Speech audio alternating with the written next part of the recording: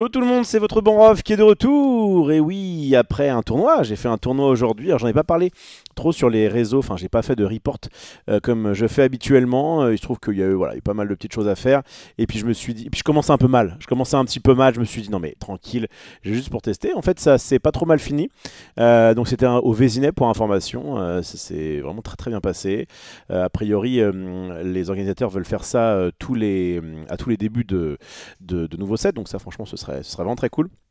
Parce que j'adore pouvoir deck build. Hier, j'étais encore dans mon lit en disant attends, est-ce que je mets ci, est-ce que je mets ça, là là là là là là, et puis faire des tests et puis voir un peu ce qu'il en est, est-ce que c'est concluant ou pas. Bref, on va évidemment revenir en long et en large et en travers sur ce tournoi. Ma perf, pourquoi pas, mais surtout ce qui s'est un peu passé de manière générale. Là, ça vient de se finir. Alors, j'étais sur le live de Q il y a quelques minutes. J'attendais justement que la finale se termine parce qu'il est assez tard, il est presque 23 heures. Mais bon, je voulais faire ça à chaud. Et puis je voulais, comme ça permet aussi à ceux qui me suivent sur YouTube d'avoir voilà, dès demain matin, 10 heures, tac, ils ont leur petit, ils se prennent leur petit chocolat chaud et ils se tapent un petit report slash analyse de méta, on va dire, du 7-6 de Lorcana. Comme vous voyez, moi la voix ça va un petit peu mieux. C'est juste que, ouais, c'est bientôt fini au niveau de la voix, c'est juste que je tousse un petit peu. Donc je m'excuse d'avance si je vous fais quelques toussautements lors de cette vidéo. J'ai récupéré mes petites listes pour un petit peu vous montrer ce que j'ai pu faire. J'ai récupéré quasiment toutes, enfin pas les decklists forcément, mais le metagame breakdown du top 16, à savoir donc, tous les decks qui ont été joués, qui ont été joués à ce moment-là. Et puis on parlera évidemment de la finale avec Mouche, évidemment, un ami, oui, tout à fait. En tout cas, c'est une connaissance de Magic et voilà, il a encore tout raflé. J'avais fait finale contre lui à Aulnay. Il y a quoi? C'était en mai dernier, quelque chose comme ça. Et voilà, il a bien perfait avec un deck en plus qu'on pourra voir, puisque a priori c'est le même deck Cartabax, un très très bon deck builder. C'est marrant parce que vraiment hier j'avais sa liste en tête et je me suis dit non mais je pense que ça il a tort, ça il a tort, ça il a tort. Bon bah finalement il y en a qui a gagné. Et l'autre, alors j'ai pas démérité aujourd'hui encore. Enfin, je suis quand même assez content de ma perf. Encore une fois, je teste pas. Hein, enfin, mes tests, ce sont les tournois. Ce sont les tournois. J'ai pas du tout testé enfin, que ce soit en physique ou même sur l'Orcanito ou autre. J'y vais un petit peu au talent, comme j'aime dire. Et franchement, ça m'a pas trop mal réussi encore une fois. Je suis vraiment pas passé loin du top cut. Mais voilà, en tout cas, plein de choses à dire sur cette nouvelle méta. Tout ça. Donc on va essayer de faire au plus dense possible. Mais avant, bien sûr, un petit tour par le passé. Tac, on va invoquer le chat du passé et dire bonjour aux BG qui sont dedans, c'est-à-dire, on va commencer par Mickaël, ensuite Mjolnir, Vert Violet, le nouveau deck à abattre dans ce chapitre 6, peut-être effectivement, attention, il faut raison garder comme on dit, il s'agit du premier tournoi, alors on était à près 140, je crois que 135 avec les no-shows, quelque chose comme ça, ou 134, donc c'était déjà pas mal. Franchement c'est très cool d'avoir un tournoi en plus pas très loin de chez moi. Je vous dis en tout début d'extension, parce que donc le série 6, pour ceux qui ne le sauraient pas, est sorti dans les boutiques locales il y a une semaine, enfin le 15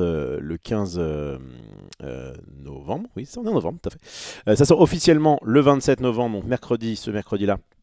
Mais en vrai, quasiment tout le monde, enfin en tout cas, les compétiteurs ont déjà récupéré les cartes. Et en fait, c'était vraiment un tournoi fait, j'allais dire, par des compétiteurs, pour des compétiteurs, notamment pour s'entraîner pour les championnats d'Europe, bien sûr, les championnats d'Europe de l'Orcana qui auront lieu les 7 et 8 décembre à Disneyland Paris. Et on m'a beaucoup demandé aujourd'hui si je faisais le Last Chance Qualifier qui aura lieu donc la veille, le 6. Eh bien non, puisque je caste, hein, évidemment, enfin évidemment, en tout cas peut-être que vous l'apprenez, j'ai eu la chance de faire partie donc, du cast officiel du championnat d'Europe en français. On sera sur la chaîne Disney, l'Orcana EU, on vous transmettra ça sur Twitch. Évidemment, on sera derrière nos Français, on essaiera de pas trop faire de chauvinisme, mais ça va être compliqué. Voilà. Bon, en tout cas, on vous fera, j'espère, un cast de qualité avec Petit Quick, avec qui j'étais d'ailleurs aujourd'hui, avec Val et PL, qui eux sont restés à Toulon, que je sache. Bref, donc voilà, on verra sur. En tout cas, oui, Vert Violet commence bien. Ça commence bien. Petit big up à Bleu Rouge. On va analyser de toute façon ça. Il y a Steelsong qui est quand même pas très loin. Il y a d'autres decks qui peuvent se tailler la part du lion, comme on dit. On va en parler bien sûr. On crie déjà au ban de Gogo Tomagoat. Ouais, je suis allé dans le chat en disant Gogo Tomagoat, parce que c'est vraiment Gogo Tomago is the new goat, ça c'est sûr. Goat dans le sens la chèvre qui permet de gagner du lore, mais aussi le fait d'être MVP entre guillemets, parce que franchement, elle déchire tout. Salut à Berserguts, Guts, j'imagine. Guts. Salut à Evito, salut à Ragrif, salut Asbush. Oui, quelque chose comme ça. Salut à Ronflax, salut à Captain Raph, le mouche saumon, si tu m'étonnes. Salut à toi, Evil Bebop. Salut, grand dieu des cartes. Si c'est à moi que tu parles, je te salue. Je te salue, jeune mortel. Dis-moi ce que tu as laissé tomber ton verre gris mollasson. Oui, bien sûr, ça fait un petit moment. Le bon raf, laissez-moi prendre une douche. Je vous rejoins sur mon tel. Qu'est-ce que je fais? Je mets pause sur le live. J'attends que tu prennes ta douche. Je vais avancer. Puis tu regarderas ça en replay. Salut à Potartoys. Hello les merlingots. Yes, tout à fait. Salut à Chazalex. Bonsoir à tous. Bonsoir off. Salut à ceux qui viennent d'arriver. Bref, on va enchaîner. Rapidement sur mon tournoi, et bah écoutez, ça commence assez mal. Ça commence assez mal. Je commence par un. Donc, alors, qu'est-ce que je joue déjà? On va commencer par le début. Eh bien, je joue. Hop, je vous l'ai mis. Je vous le mettrai de toute façon en description si jamais ça vous intéresse. Mais en fait, vous allez voir qu'il y a beaucoup de choses que je modifierai du deck. Moi, j'y allais vraiment dans un mood de. Alors, je vais vous dire dans quel mood j'étais à la base. Donc, je vous dis, j'ai pas testé le 7-6. Il y a deux trucs. Il y a deux tendances qui me plaisaient là quand j'ai vu les nouvelles cartes de 7-6. C'était le violet gris que j'avais joué notamment en fin de set 3 et que j'avais beaucoup aimé parce que à la fois on profite de toute la comment dire, la boucle bounce du violet avec le fait de piocher et vraiment d'avoir quasiment tout le temps des cartes à jouer, c'est toujours très agréable, et le fait de mettre du gris permet d'avoir des bêtes assez consistantes et de pouvoir notamment gérer les bêtes adverses, ça c'est quand même très bien. Mais c'est vrai qu'en 7-4 et en 7-5 le vert violet n'avait rien de bien transcendant, c'était un deck un peu trop fer comme dirait l'autre, et du coup c'était pas forcément un bon choix. Et là du coup donc j'hésitais à jouer ça.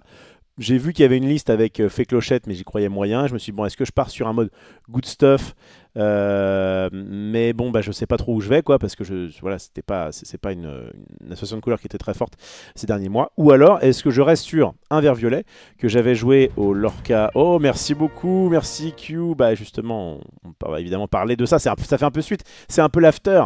C'est un peu l'after de ce tournoi, qui d'ailleurs donc a été casté de main de maître par Q et sa bande, et franchement c'était très cool. Moi j'ai pu suivre un petit peu la fin, et franchement c'était très bien, c'était comme si on y était. D'ailleurs j'y fus, et puis après j'étais évidemment sur live pour voir un petit peu ce que Mouche a fait avec mon deck, enfin mon deck, en tout cas les mêmes couleurs. Voilà, je reviens un petit peu sur pourquoi j'ai joué ce deck là. Je vais faire un petit débrief de moi, mes games, comment ça s'est passé, mon résultat, et après on parlera metagame, évidemment on va parler un petit peu de notamment vert violet, mais pas que. Désolé, j'ai cut le stream avant de raid. La base, Q. C'est quand même. C'est pas possible. Merci quand même, c'est pas grave. Salut à Metal Sky, salut à ceux qui viennent d'arriver, Kinuki, etc. Donc, je reprends vite fait sur mon petit parcours. Donc, voilà. Donc, hier soir, je suis chez WAM. Je suis en mode, bon, est-ce que je pars sur un violet gris, j'aimerais bien retester, ou est-ce que je pars sur vert violet avec lequel j'ai fait quand même de bons résultats dernièrement, avec lequel je me suis bien amusé. J'ai pu faire top 8 au Lorca Quest, et j'ai failli faire top cut au MTCG. Donc vraiment c'est un deck que j'aime bien, quoi, et que je joue depuis pas très longtemps et qui est vraiment très agréable à jouer, et qui avec le 7-6 est arrivé avec plein de nouveautés, dont bien sûr on va en parler rapidement quand même, enfin rapidement. On aura évidemment l'occasion d'y revenir, mais cette Gogo Tomago, qui est un peu, voilà, donc Gogo Tomagoat, sera peut-être le titre du live d'ailleurs, 2-2 pour 2 insaisissables. Alors, elle a complètement remplacé les Tristocirs. Tristocirs qui était une petite 3-1 évasive pour 2. Bon, c'était sympa, ça pouvait aller prendre des trades, ça pouvait notamment... C'était pas trop mal contre Flynn en rouge-violet, par exemple. Et c'est vrai que le fait d'être insaisissable, c'est toujours bien. Donc voilà, on peut très bien la mettre tour 2. Ça, c'est clairement, si on n'a pas de tour 2, la mettre tour 2, c'est pas du tout gênant. D'autant plus que c'est un jeu où on va bouncer nos cartes, donc on va pouvoir la remettre. Mais surtout, lorsque vous jouez ce personnage, vous pouvez payer 2 pour choisir un personnage adverse et gagner autant d'éclats de l'or qu'il y a de dommages sur lui. C'est débile. Cette capacité-là est vraiment très très forte. Peut-être trop, je ne sais pas. En tout cas, en fait, sur une carte qui serait, je sais pas, non ancrable pour 5, tu te dis bon, faut un setup. Là, en plus, elle est ancrable, elle coûte pas cher de base. Et ah bah, au fait, je peux avoir un effet qui fait gagner la partie.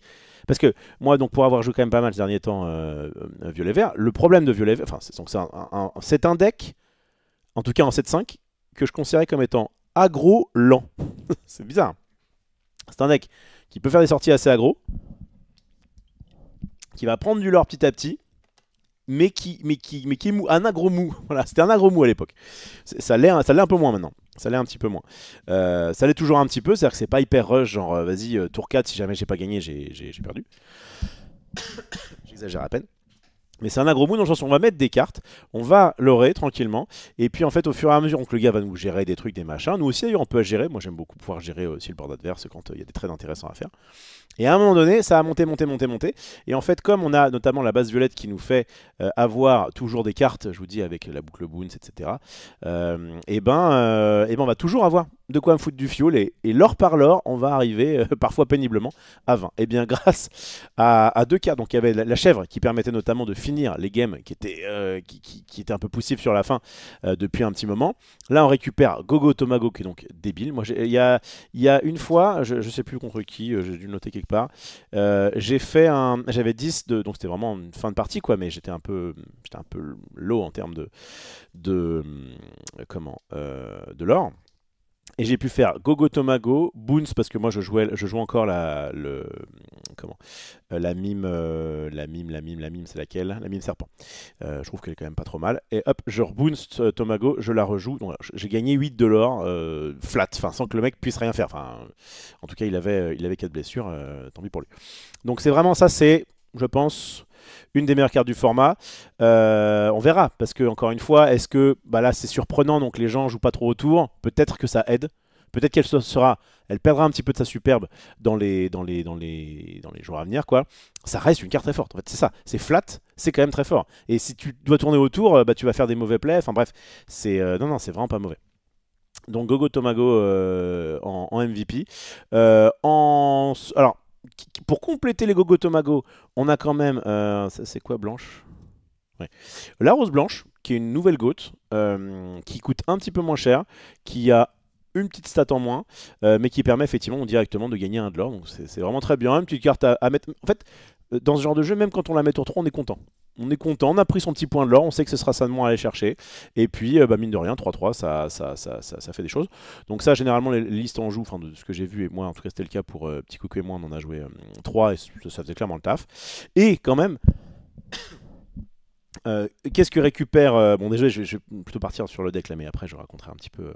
Enfin, je crois que c'est le plus intéressant. Mon tournoi était cool, mais comme j'ai pas fait une extraordinaire perf, c'est pas ce qui est le plus worth, je pense, dans ce live. On va surtout parler des cartes. Merci beaucoup à Gauthier pour le Prime. Ça fait plaisir, évidemment, si vous avez un Prime dont vous ne servez pas. Je suis preneur. Ça fait plaisir. Ça rembourse les déplacements.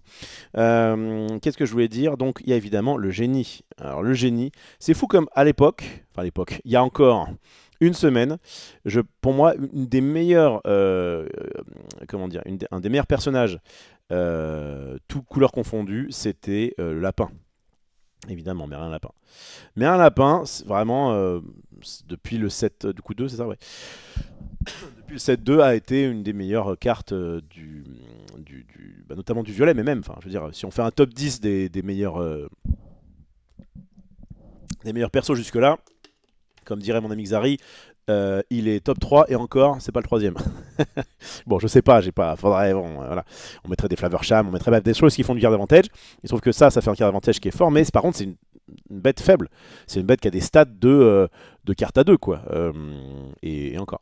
Donc, c'est très bien, mais c'est vrai que c'est un peu poussif. C'est ça qui faisait aussi rendre les decks un peu lents. C'est que des fois, tu faisais un Merlin, et puis après, tu bounçais Merlin, et puis machin, et en fait, il allait vite fait à l'aventure une fois. Bon. Là, on est remplacé clairement par Génie veut exaucer, 2-4 insaisissable. Donc vraiment, même stat, en termes d'encre. Vraiment, c'est la même curve, quoi. Voilà, la même curve. On va récupérer un petit point de volonté qui n'est pas anodin. Clairement, on le prend sans vous péter.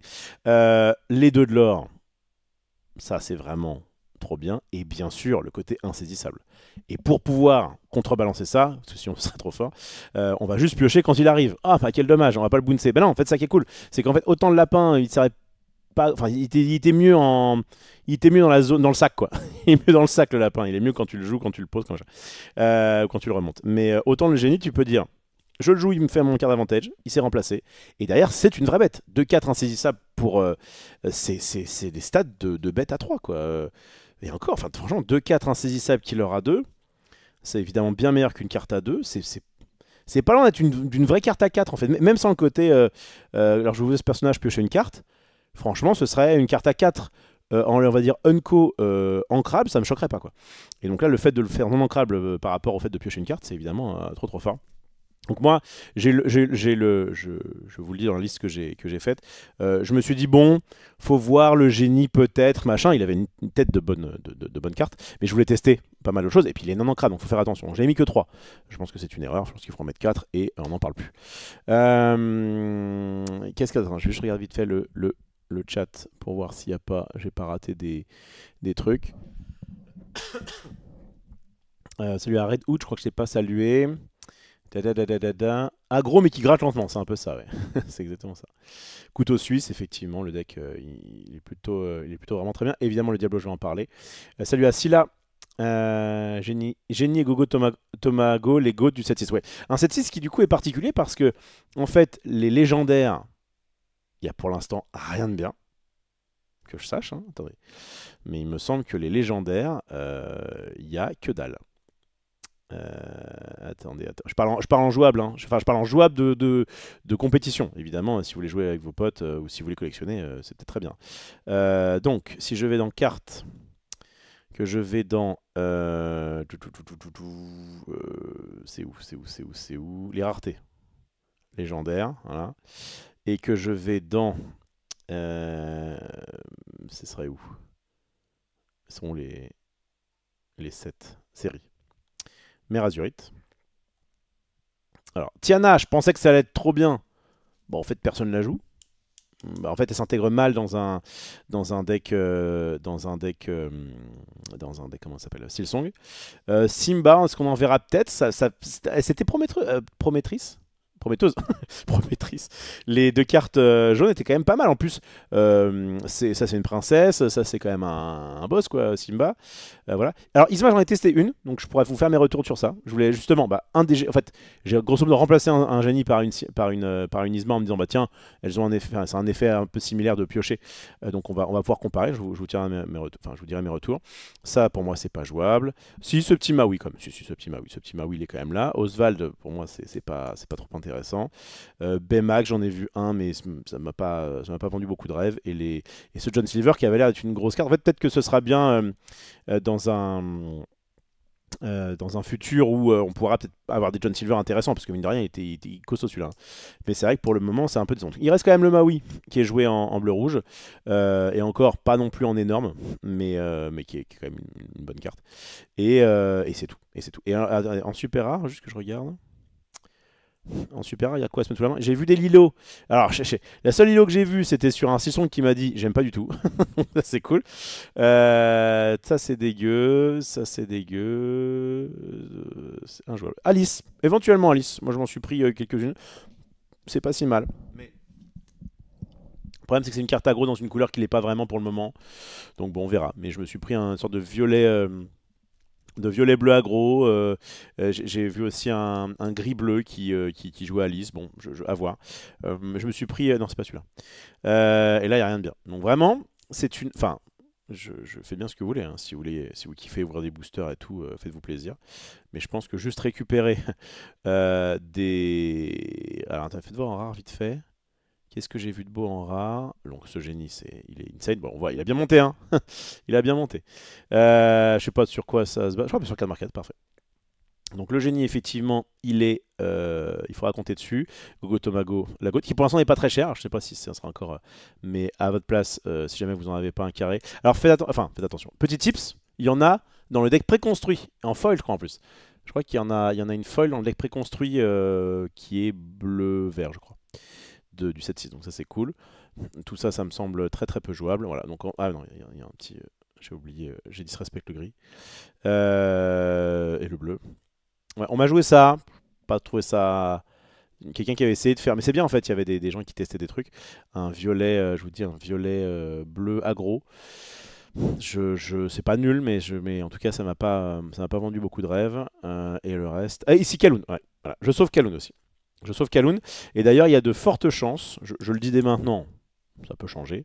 Moi, j'ai un autre tournoi du coup samedi avec l'ami, chez l'ami Maxi, j'allais dire, dans la boutique qu'il est en train de gérer.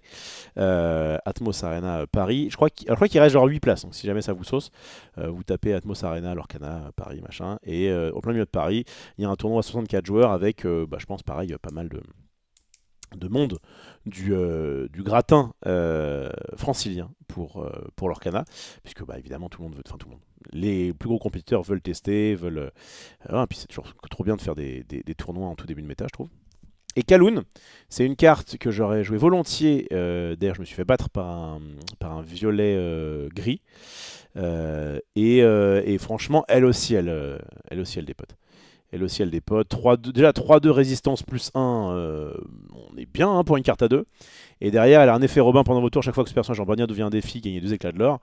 Ça, c'est vraiment. Et en plus, je me dis, voilà, je vous le dis dès maintenant, je le call. Peut-être que je le ferai pas, peut-être que ça ne fonctionnera pas. Mais j'ai très très envie de tester pour samedi un violet gris. Notamment parce que c'est.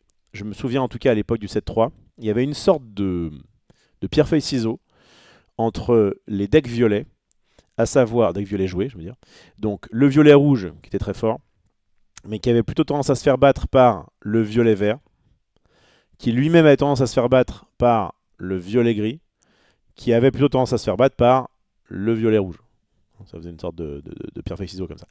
Et qu'est-ce que je veux dire? Et donc voilà, si vert-violet est fort, je pense qu'essayer un petit violet gris prochainement, ce serait peut-être pas déconnant. Moi, je me suis fait battre par un violet gris. Alors, bon, je ne peux pas forcément jouer de façon optimale. J'avais peut-être pas forcément la liste optimale. On va évidemment parler de la liste.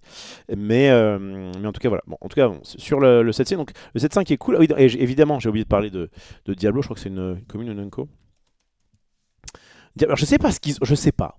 Je sais pas si, comment il s'appelle, Ryan Miller ou son copain qui conçoit les cartes là, avait un faible pour Diablo dans c'est quoi déjà ce film, La Belle au Bois dormant. Mais à chaque mois, ça fait longtemps que je l'ai pas vu le film. Mais pour moi, Diablo, c'est le random corbeau de Maléfique. Il fait 3 apparitions et fin quoi. Putain, on fait la meilleure légendaire du 7-4. Et comme ça suffisait pas, ils refoutent une carte qui est une sorte de Cusco, pour ceux qui ont connu Cusco, qui était pour 2, une 1-2. Là, c'est vraiment la même chose, mais c'est pour 1, une 0-1. Et lorsque ce personnage est banni, vous pouvez piocher une carte, ça tombe très bien en termes de carte à 1. En fait, pour moi, elle est meilleure que. Enfin, elle est meilleure, ça dépend évidemment, mais en tout cas, elle est plus. Enfin, j'aime beaucoup, et notamment par rapport à tout ce qui était balai slash Chernabog.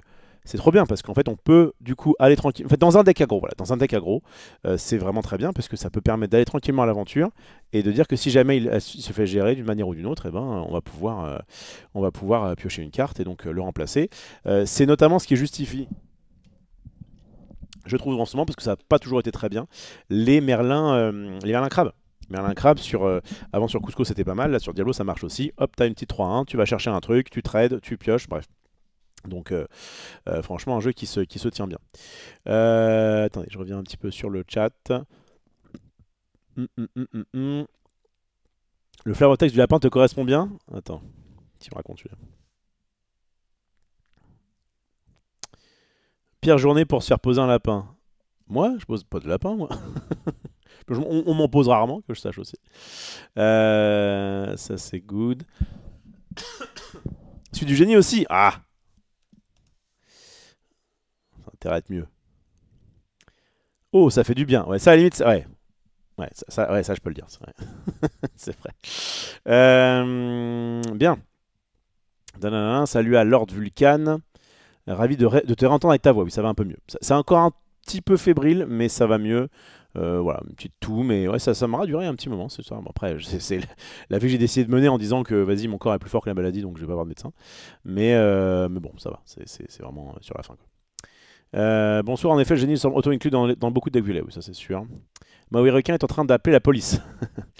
Maui fait des zinzineries, c'est vrai, c'est vrai. J'ai l'impression que les jaunes et les rouges de ce set, il y a beaucoup de redresser ce personnage. Ouais. Premier décembre, tournoi 64 jours aussi côté Sergi. Ah, alors peut-être. Parce que moi, effectivement, j'avais un tournoi le 30. J'avais un tournoi. Donc j'ai un tournoi le 30 samedi. Sergi, t'as un lien? Si t'as un lien, ça peut m'intéresser.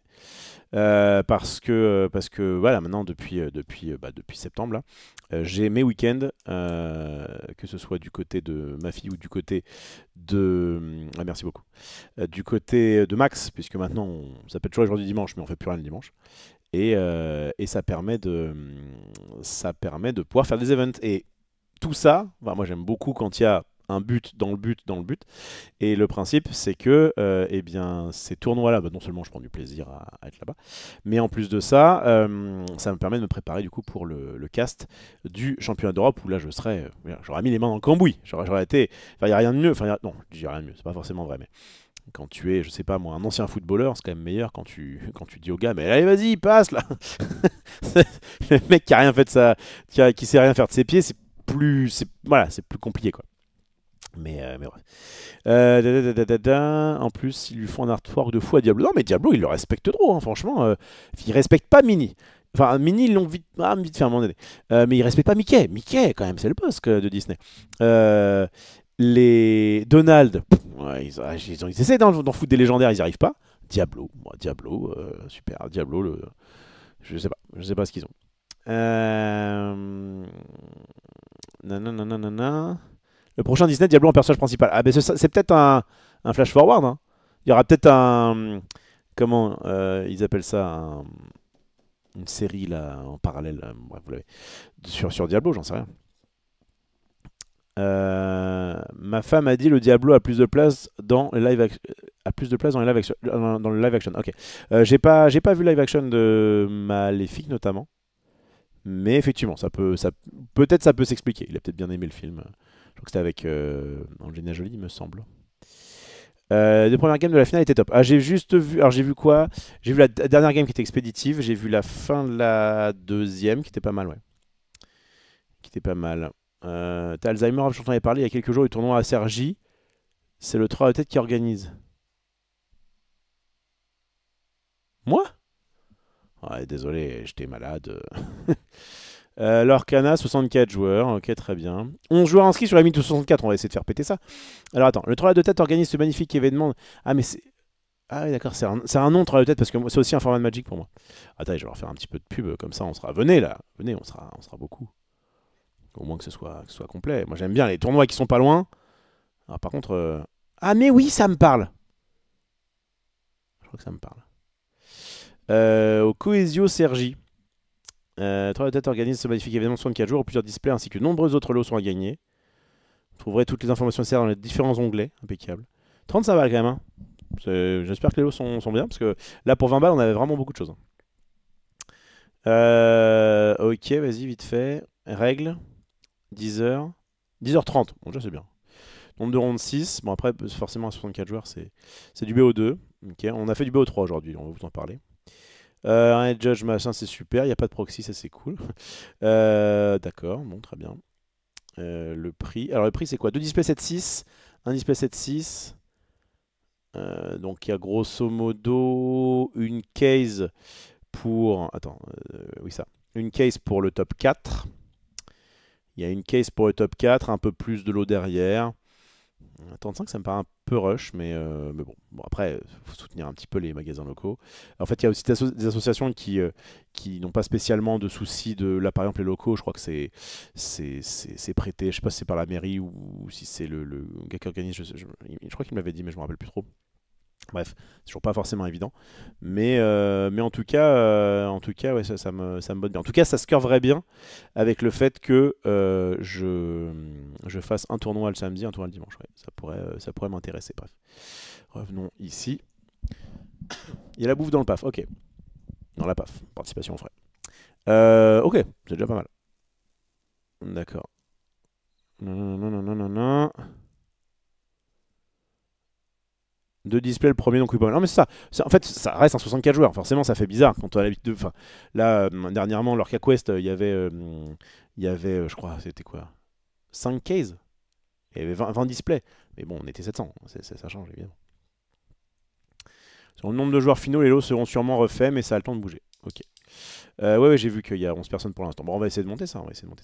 Qu'est-ce que je veux dire? Donc, revenons à nos moutons de cartes. Et donc, ce Diablo, le GOAT. Donc, Merlin qui est passé. Alors, vous voyez, Merlin qui est passé je vous dis, de star des boards à quasiment. Ouais, faut pas l'enterrer trop vite. Mais en tout cas, clairement, il se fait voler la vedette par Génie. Et donc, moi, ma petite liste. Alors, d'où ça vient? Donc, ça vient de ce que moi j'avais fait avant en 7.5 et de la liste d'Artabax qui est un grand deck builder qui, j'en connais pas beaucoup plus sur lui, donc on va rester là-dessus, ça fait longtemps je crois qu'il joue vert violet et qui proposait une version un peu particulière où moi il y avait des choses qui me dérangeaient. Bon, je trouvais que c'était, de toute façon c'est aussi une liste de début de set et donc je me disais bon bah pas forcément faire tout comme lui. De toute façon j'aime pas, même quand je net deck, j'aime bien faire un petit peu les trucs à ma sauce. Et donc on va un peu comparer ça parce que cette liste là elle fonctionne vu qu'elle a fait top 1. Alors attention, c'est Mouche, encore une fois, c'est pas la moitié d'un con. Il a évidemment du skill. Moi, je crois que son premier tournoi. Ah non, non, parce que son premier tournoi, il avait fait un bon résultat. Je me souviens parce que Petit Quick m'en a reparlé. Tout premier tournoi à Angers, donc il s'y est mis quand même assez vite à l'Orcana, avec un préconstruit. On l'a mis un préconstruit, il a réussi à faire demi-finale ou je sais pas quoi. Bon, c'était un tournoi un peu plus. Non, l'Orcana Day 1, je crois. Bref, donc Mouche il s'est mis depuis le début, c'est un grand joueur de Magic, et donc bah, voilà, il s'est bien piloté le deck, et vert violet, moi je vous dis, il le jouait déjà, oui c'est en fait, il jouait pas forcément vert violet au départ, par contre il le jouait quand je l'ai affronté à Vernon, un de mes premiers gros tournois que j'ai fait là, où il jouait déjà vert violet, il l'a joué à Aulnay, je crois qu'il l'a... alors je me rappelle qu'au Lorca Quest on avait discuté, il tirait la gueule, bon Mouche après il pas très expressif comme personne, mais en tout cas, je le sentais qu'il était un peu chafouin. Il a testé le gris vert de Zan Sayed.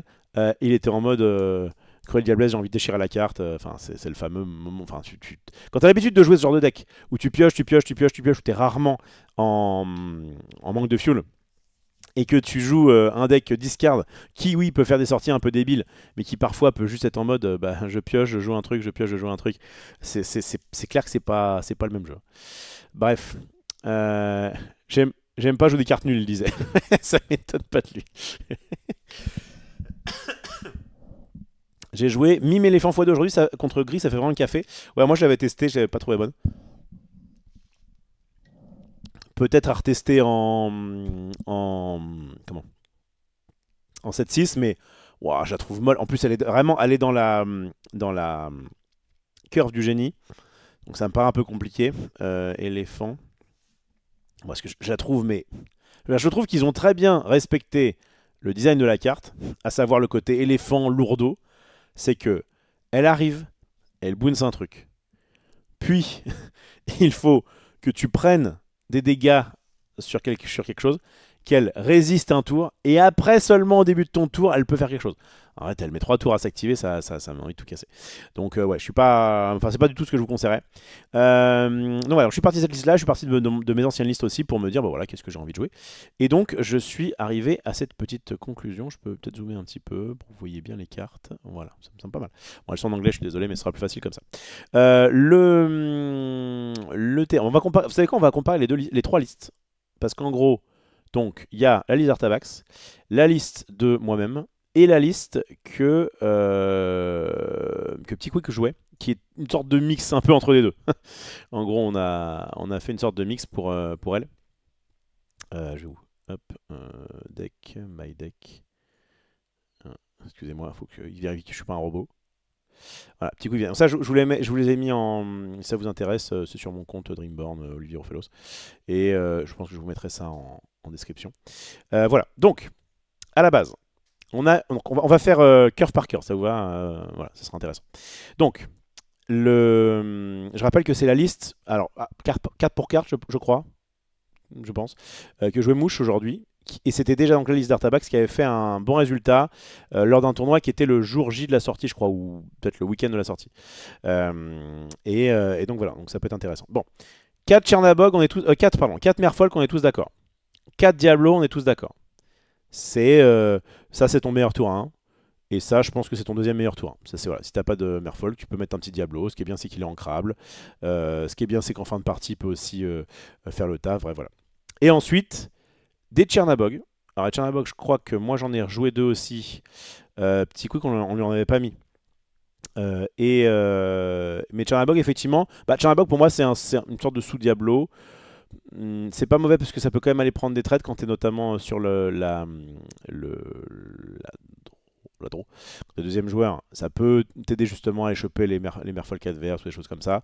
Donc c'est pas nul, mais ce qui est bien évidemment, ce que fait aussi très bien Diablo bien sûr, c'est le fait de dire que c'est une petite carte que tu es content d'avoir tour 1 si t'as rien à faire d'autre, ça c'est sûr, et qui se remplace, puisqu'au bout d'un moment tu iras tranquillement à l'aventure, tu auras gagné un peu de l'or, et en fait elle va se remplacer. Donc ça c'est vraiment très bien. Bon, et ensuite il y a une scission entre Artabax et moi, notamment au niveau des Clarabelle. Clarabelle, moi, c'est une carte que j'avais testée en 7-5, qui n'était pas mauvaise, mais que j'avais du mal à apprécier. En fait, Clarabelle, c'est un pack, il n'y a pas qu'une Clarabelle. C'est celle qui coûte 1, qui, quand on la joue pour 1, est quand même particulièrement nulle. Elle est 1-2 pour 1 sans stats, c'est vraiment nul. Et donc, pour avoir là un peu de value, il faut la jouer pour 3. Et pour la jouer pour 3, ça fait un effet Benja, donc le fait de détruire un objet, sauf que ça coûte, sauf que c'est 1-2 pour 1-2, ça leur a 1. Donc c'est pas dingue. Ça peut éventuellement casser un objet sur bleu-rouge, mais bleu-rouge est déjà un match-up qui est plutôt favorable. Et en plus de ça, à côté de ça, des objets, il n'y en a quasiment pas. Moi j'en ai testé un objet, j'étais un peu déçu, on va en reparler. Mais voilà. Et évidemment, on chope cette Clarabelle là, qui est au-dessus de mon beau crâne, qui donc peut permettre de se refill des mains. Mais moi, ce paraît un peu bizarre dans ce genre de liste. J'avais déjà fait le raisonnement quand j'étais passé du Lorca Quest au Royaume TCG, c'est pourquoi foutre une carte qui est censée te refill ta main en fonction de la différence entre les cartes que tu as en main et ton adversaire, alors que tu pioches sans arrêt. Donc des fois ça peut aider, ça c'est vrai, mais très souvent tu as une carte qui est un peu trop molle, je trouve. Donc tu as une carte que tu veux altérer qui est pas dingue, et tu as une carte qui est pour moi trop chère. Voilà, je sais pas ce que vous en pensez, moi, Clarabelle, vraiment pas trop. Et donc j'ai essayé de cut les Clarabelle dans mon deck et de les laisser par contre à petit quick. Voilà, comme ça là on a pu un peu comparer. Et elle-même, en tout cas sur sa journée, elle a pas trouvé ça forcément dingus. C'est peut-être une erreur. Moi en tout cas, j'ai l'impression que j'ai vraiment autre chose à foutre. Là, je pense que si je devais mettre plus de trucs, peut-être que je rajouterais. Peut-être que là, si je devais refaire ma liste aujourd'hui, je pense que je rajouterais un petit Chernabog. Parce que ça m'est arrivé une fois d'avoir un mulligan agressif où j'avais pas de T1, où je mulligan agressif et j'ai toujours pas de T1. Et je me dis que bon, au bout d'un moment, c'était le cas quand j'étais à 8. Je me rappelle que quand j'étais à 8, 4 et 4. Il y a longtemps, ça m'était arrivé plusieurs fois, donc je m'étais dit bon, c'est pas ça la bonne, je veux curver mes sorties, je veux un T1, je veux un T2, je veux un T3, et pour ça je pense qu'en mettre 11 c'est pas trop déconnant. En tout cas à 10 ça peut encore fizzle. Enfin, ça a suffisamment de... Bon, après voilà, j'ai peut-être fizzle, fizzle oui et non, c'est dans le sens où, enfin oui ça fizzle, mais c'est pas absolument obligé, mais c'est très recommandé d'avoir quand même un T1. Et il y a aussi autre chose, c'est que mine de rien, quand là par exemple je jouais contre, je crois, Steelsong, tu as une Ursula en main, tu as envie de la garder. Moi j'aime bien, ça me dérange pas de me garder agressif. Moi, très généralement je jette soit 6 cartes, 5 cartes, je me fais on va dire mon tour 1, tour 2 si j'en ai, et après voilà. Mais c'est vrai que du coup ça te demande de jeter des cartes qui sont peut-être bien, en me disant il faut absolument que j'ai monté un. Donc je pense que monter à 11 T1 ça me semble pas déconnant, et remettre un Chernabog ça me semble très bien. En tout cas voilà, on verra si peut-être que je me trompe sur Clarabelle, mais franchement pour l'instant elle m'a beaucoup déçu cette carte. Alors qu'est-ce que ça dit? Si là, mon petit écho est ravi d'entendre que je ne suis pas le seul à ne pas apprécier la liste vert gris de Sayed, ouais. Même si bien entendu cela ne remet pas en question le fait qu'il soit un très bon joueur et meilleur que moi. 13 tours 1 dont 3 Clarabelle qu'il ne faut pas considérer comme un tour 1, donc on retombe à 10 tours 1, ce qui est ok. Oui, c'est un peu ça. C'est un peu ça. Après, je pense que si t'as vraiment rien à faire, tu mets ta Clarabelle tour 1, parce que ça peut faire peur à l'autre, parce que ça peut se bouncer sur un malentendu, etc. Bon. Mais moi je pense que foot des Tchernabog, je me demande si on n'arriverait pas à une liste qui est très très aggro, enfin qui est très très carrée, en faisant 4 Tchernabog, 4 Diablo, 4 Merfolk. Au moins t'as 12, t'es sûr d'avoir ton T1, et en fait les deux sont bien. C'est juste que je pense que Diablo est un peu meilleur alors qu'il est, puisqu'il peut aller tranquillement à l'aventure. Tu laisses un peu tranquille le Diablo. Alors que lui, tu te dis, bon, bah là, si jamais il se fait trade, c'est chiant. Bon. Mais ouais, donc soit un 3-4-4, soit un 4-4-4. Mais en tout cas, moi je virais le Clarabelle. Ça, en tout cas, ça fait partie des choses que Artabax a laissé. Moi, j'en suis pas trop convaincu. Bon. Et là, je viens d'arriver. Tu vas parier contre quel deck? Je vais faire mon report une fois que j'aurai parlé du deck, parce que c'est quand même important que vous sachiez évidemment le deck. Puis je pense que c'est même d'ailleurs le plus important. Mes retours sur le deck. Bon, la curve à 2. La curve à 2, il met 4 Banzai. Je sais qu'il a toujours bien aimé Banzai. C'est effectivement une très bonne carte. Et moi, j'ai voulu baisser un petit peu justement, notamment le ratio non ancrable, parce que je crois qu'en non ancrable, il me semble avoir compté, il en a 16. Attends, je crois d'ailleurs, il n'y a pas les stats. Je crois qu'il y a les stats quelque part. C'est en dessous. Ah, c'est en pourcentage, ça dégoûte. Mais je crois qu'il en a 16. Et 16 non ancrables, c'est quand même beaucoup. Hein. Moi, j'aime bien me limiter à 13, 14 max. C'est un jeu aggro, c'est un jeu qui pioche, mais ce serait dommage d'avoir pas mal de choses qui permettent d'être régulier et de parfois brick, quoi. Bref, donc 4 Banzai, je sais pas. Évidemment, c'est un excellent T2. Je crois même que c'est notre meilleur T2, sauf si on joue contre un style song. Donc effectivement, tout en haut. Ah oui, 16, parfait, merci beaucoup. Donc effectivement, 16 non ancrables, je pense que c'est un petit peu trop. Donc peut-être cut un Banzai, c'est pas déconnant. Moi j'en ai joué 2. Je pense que 3 ça me semble pas mal. Et ouais, petit coup qu'on avait joué 3. Et j'aime bien le fait d'en jouer 3. Peut-être pousser à 4 parce qu'en vrai, là en gros j'ai testé moi dans mon deck quelques cartes non ancrables, je vous en parlerai. Ouais, 3 ou 4 Banzai ça me semble pas déconnant. C'est vraiment une très bonne carte que tu as envie de faire T2. Même en fin de partie c'est pas mauvais, le fait de l'aurer à 2 c'est cool. Voilà, faut juste faire attention au stade de non ancrable, mais en vrai c'est évidemment le T2 que tu veux faire absolument. D'ailleurs, au départ des Merfolk il y en avait 2, 3, et puis bon en fait tu dis bon, vas-y je veux faire Merfolk tour 1, je veux faire Banzai T2. Donc ouais, 3 ou 4 Banzai ça me semble pas déconnant. Gazelle, alors Gazelle j'ai voulu essayer. Lui il en mettait un, je crois qu'on en a pas mis un petit quick. Gazelle j'en étais un peu déçu, enfin, ça n'a rien fait. J'imagine que ça peut... là où ça peut être intéressant, en gros voilà, c'est pas un très bon T2. Ça peut être éventuellement ok si on fait Merfolk, que l'autre joue quelque chose, et on fait Gazelle sur Merfolk, et du coup ça permet d'avoir encore un cran de lore. Mais moi, ça m'a jamais vraiment servi. Et 1-2 pour 2, ça n'a pas accompli grand chose. En tout cas, toute seule, ça accomplit rien. Elle donne évasive à un personnage. Mais évasive, là où je ne l'enterre pas totalement, c'est que évasive entre les Gogotomago, entre les génies, entre les Elsa, entre les Diablos, donc qui ne sont pas de ce deck-là, et j'en passe. Bon, c'est pas déconnant de donner évasive. Donc, j'enterre pas Gazelle tout de suite, mais moi, en tout cas, aujourd'hui, elle m'a vendu aucun rêve. Voilà. Pas fan de Gazelle aussi, ouais. Donc Gazelle, ça me... Enfin, je préfère rendre le deck un peu plus carré, donc le fait de compléter les playsets, quoi, plutôt que d'essayer de trouver de la place à droite à gauche pour mettre des cartes qui, situationnellement, peut être ok. Moi, je jouais Cogsworth aussi dans ma version, la carte A1, là, qui donne charge, alors pas aujourd'hui, mais il y a au Lorca Quest.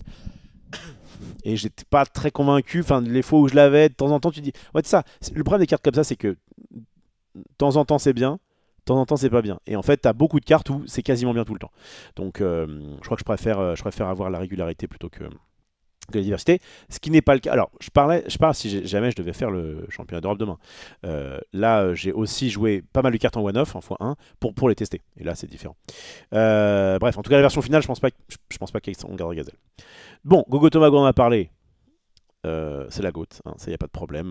Donc je vous dis, c'est pas spécialement le meilleur T2, mais c'est un T2 qui est potable et surtout un finisher qui est complètement débile. C'est une chèvre débile. Voilà. Jack Chèvre, c'était pas bon. Ursula x4. Alors ça c'est un peu particulier, c'est que on voit notamment ce deck là actuellement, là on va en reparler, il joue plus mes amis de l'au-delà. Donc là il y a, c'est pas compliqué, ce deck possède 60 personnage. Voilà, c'est clair et net.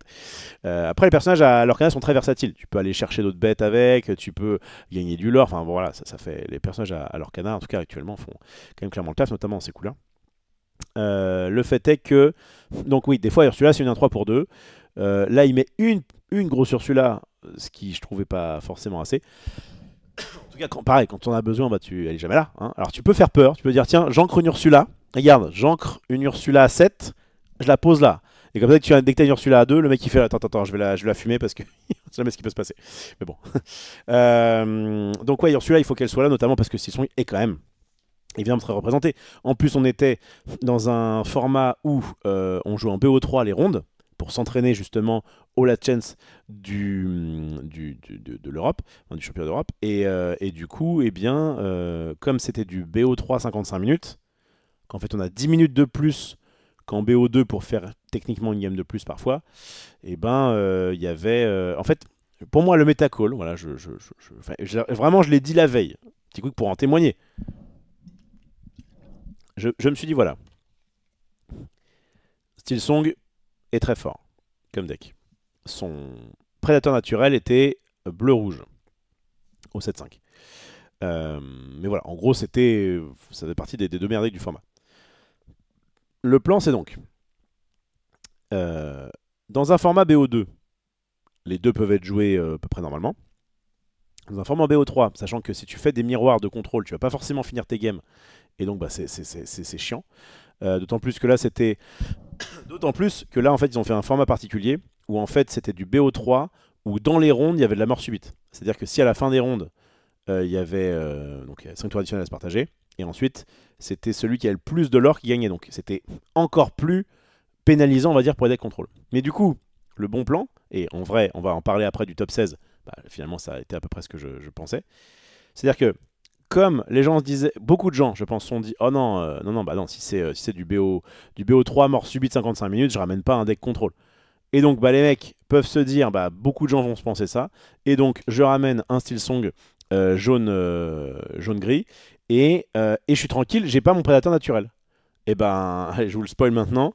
Je crois que il manque un deck, donc je sais pas si c'en était un autre, mais de ce que j'ai compté, donc top 16, il y aurait 7 bleus rouges.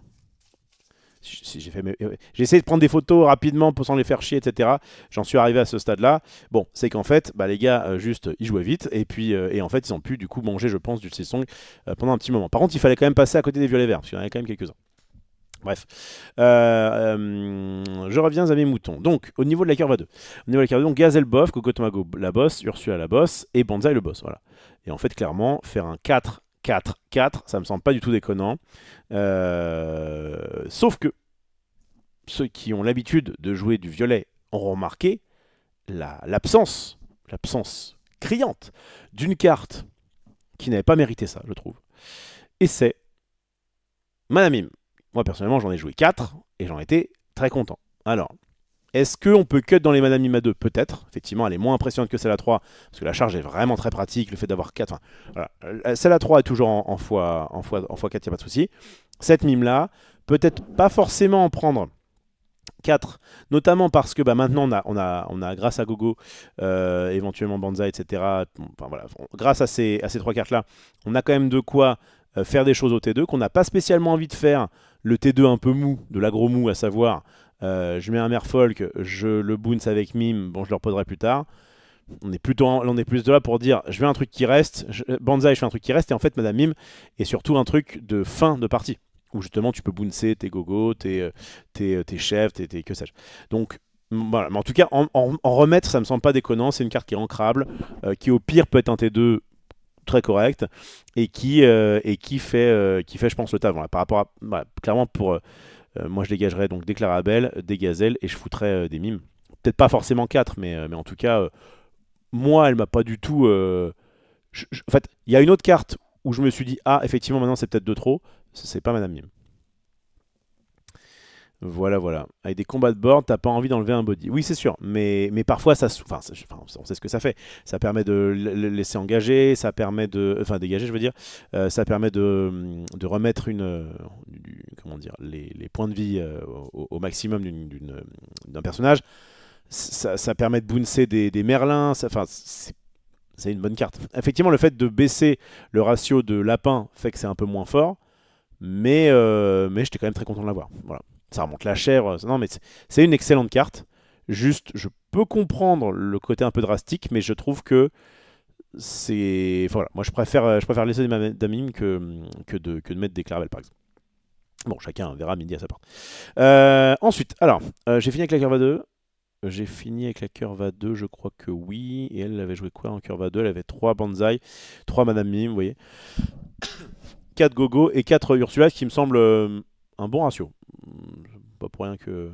Voilà, je pense que là, juste, je retirerais les Clarabelle, je mettrais comment, des Tchernabog, et je pense qu'on serait sur un truc qui, en tout cas, me plairait alors qu'il est. Encore une fois, j'ai fait un tournoi, hein, donc je n'ai pas la source infuse, je fais juste part de mon ressenti actuellement. A3. Alors, A3, c'est intéressant parce que moi, j'ai testé pas mal de petites choses. A3, Artabax mettait 4 kits. Bon, parlons des kits. Kit, c'est une carte que j'ai jamais aimée. J'ai jamais aimé Kit. Je m'en excuse auprès de ses parents. Ça a les stats d'une carte à 1 pour un effet qui est certes peut être intéressant, peut être tempo, donc le fait de renvoyer un personnage, je vous le mets en français pour ceux qui ne connaîtraient pas forcément l'Orcana. Bon, désolé, je parle beaucoup au. Enfin voilà, si vous ne connaissez pas l'Orcana, c'est vrai que peut-être que cela est un peu dur à suivre, mais bon, en même temps, voilà, je rentre vraiment.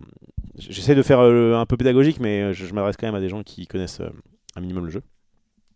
Donc, lorsque vous jouez ce personnage, vous pouvez choisir un personnage adverse ayant 2 de force ou moins et le renvoyer dans la main de son propriétaire.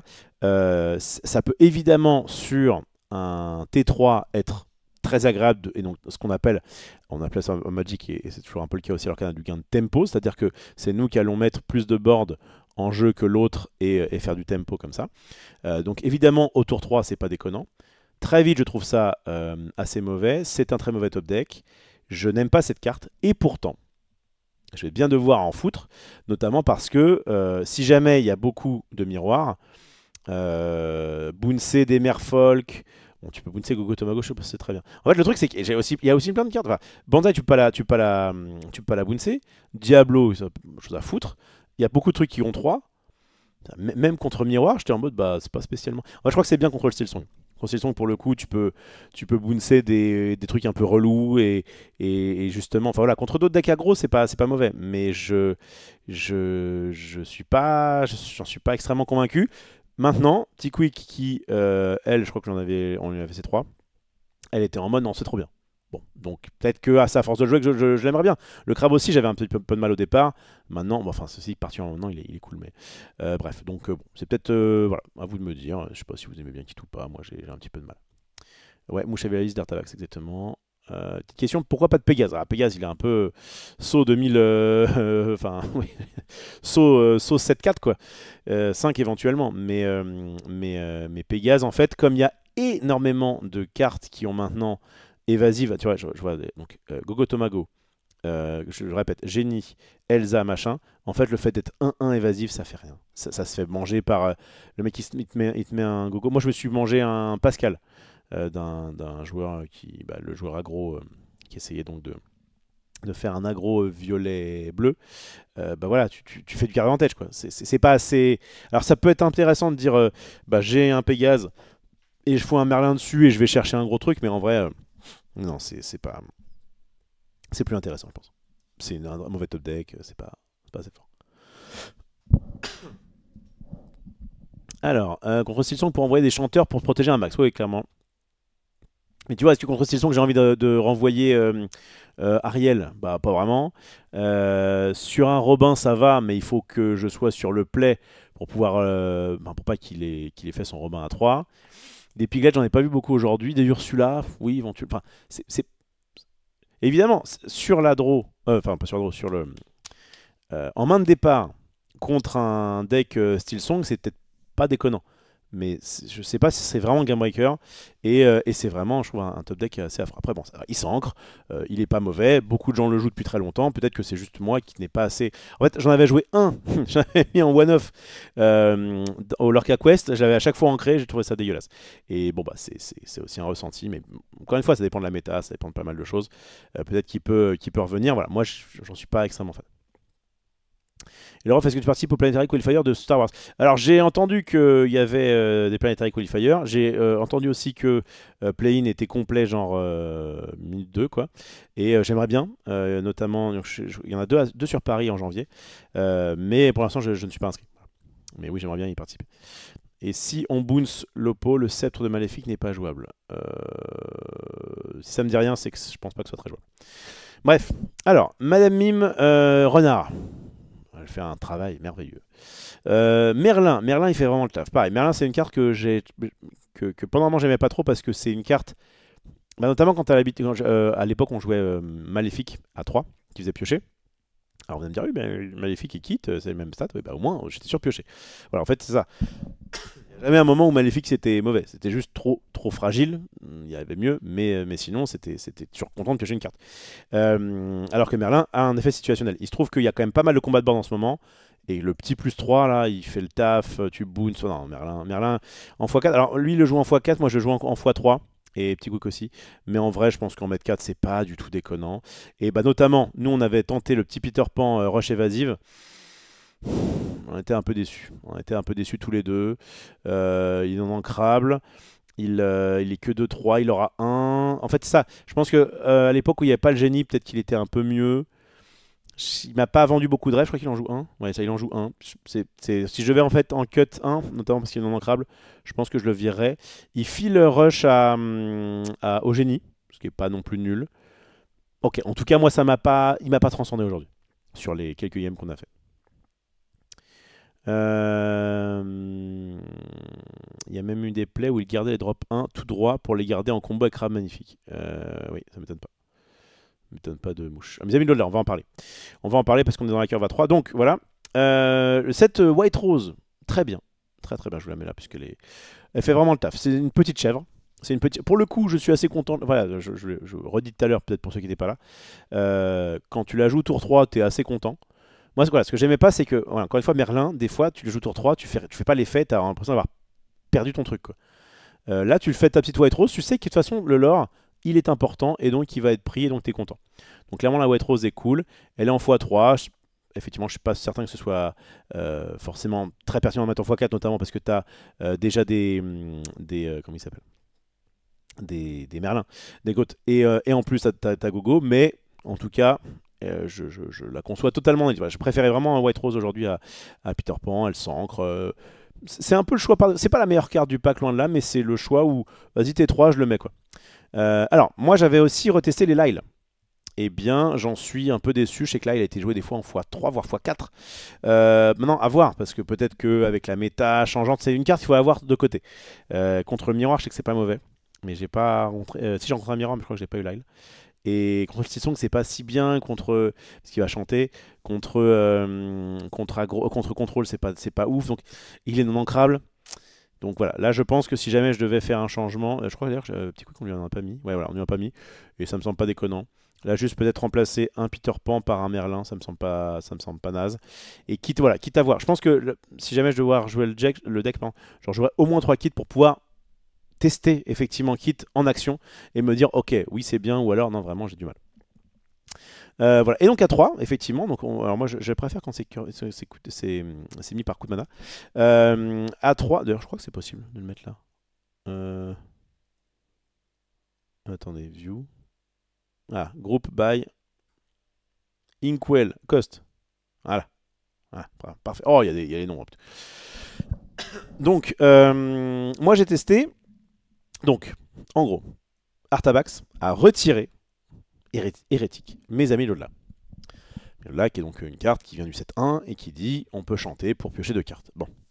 Donc au début, je me dis pourquoi il fait ça? Pourquoi ce fou? Mais c'est jamais mauvais cette carte. D'ailleurs, un petit quick aussi, on lui en a mis. Attends, je vais retrier aussi là. Bon, je crois qu'on lui en a mis 3 aussi. Cost. Non, c'est pas ça. Ok. Voilà. Donc on avait chacun nos 4 amis. C'est pas mauvais. Attention. Ouh là là, ne me faites pas dire ce que j'ai pas dit. Mais juste que dans la mouvance actuelle de vert violet, consistant à avoir plein de cartes qui font piocher, donc le Diablo qui vient s'ajouter, le génie, et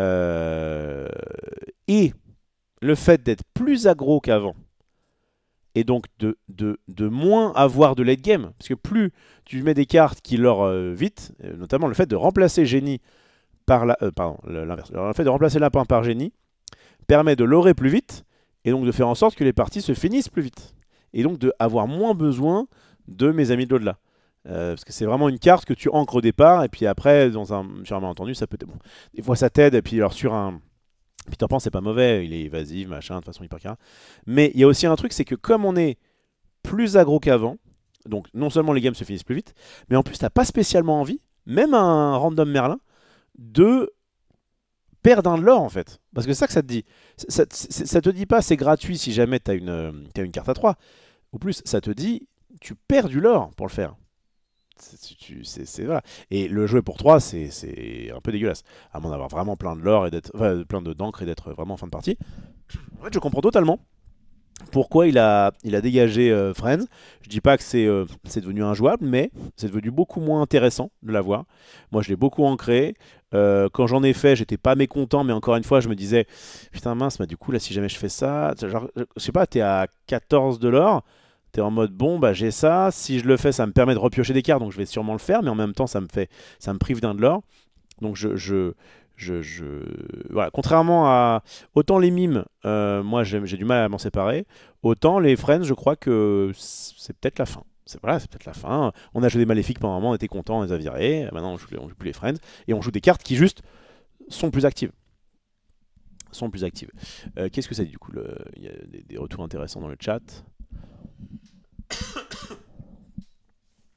La rose blanche est très intéressante car en tempo tu avances bien sur ton la rose blanche est bien. Après Peter Pan il est là pour Diablotin et on n'a pas vu aujourd'hui. Ah pour Diablo oui c'est vrai. Je pense que c'est le collecteur automatique qui t'a mis Diablo. Aujourd'hui j'ai rencontré qu'un seul Diablo, bah, c'était... putain ouais je commence, bah, je vais vous en parler après mon tour mais je commence par vert, jaune, défausse, je suis en mode oh quel enfer. Et je me suis défoncé. Enfin défoncé non. J'étais quand même pas loin. Mais en tout cas, et c'est vrai que du coup, le gris, tant mieux, hein, parce que franchement, les decks défauts, c'est. Bah, on joue pas trop aux cartes, quoi. Et c'est moi qui dis ça.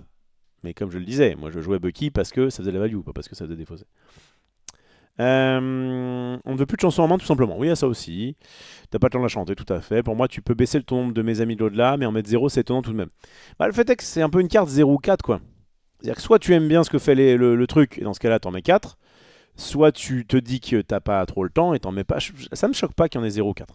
Il y a des fois où tu peux vraiment avoir une range entre allez j'en mets 2, 3, machin.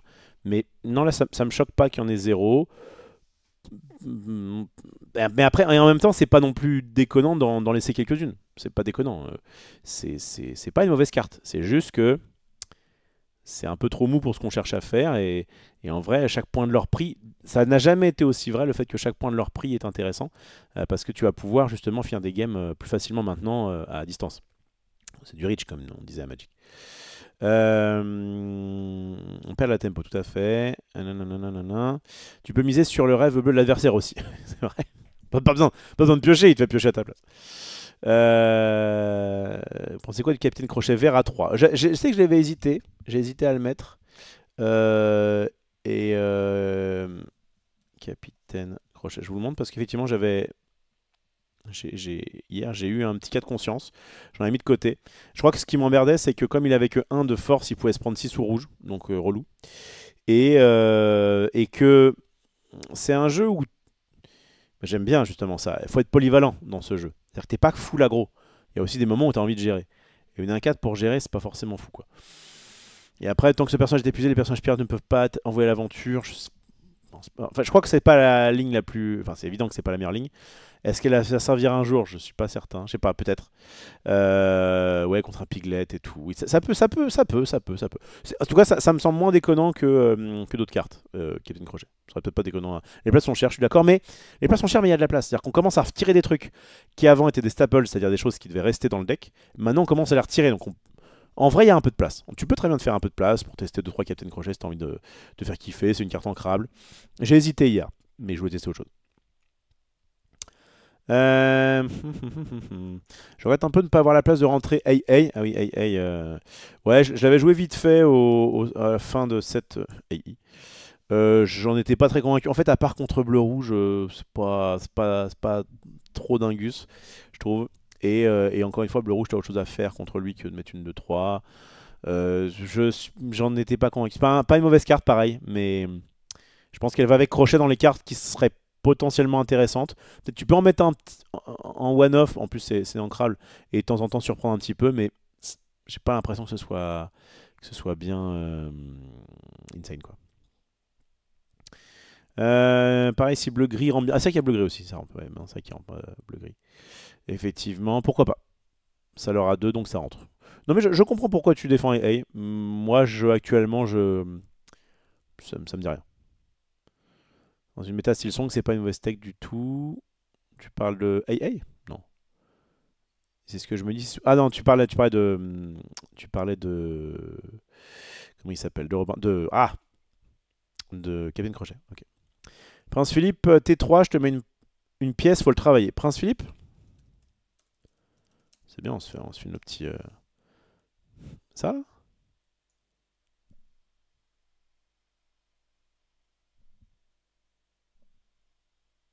C'est lui? Faut pas dingus, hein. 3-2. Hors d'atteinte, c'est pas si mal, mais il me paraît. Enfin, en fait, il est très, très vite prenable.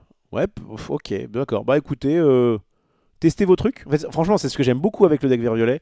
C'est enfin, bah, avec d'autres decks aussi, mais je crois que particulièrement avec le vert-violet, faut tester des trucs, quoi. C'est en fonction de tes affinités.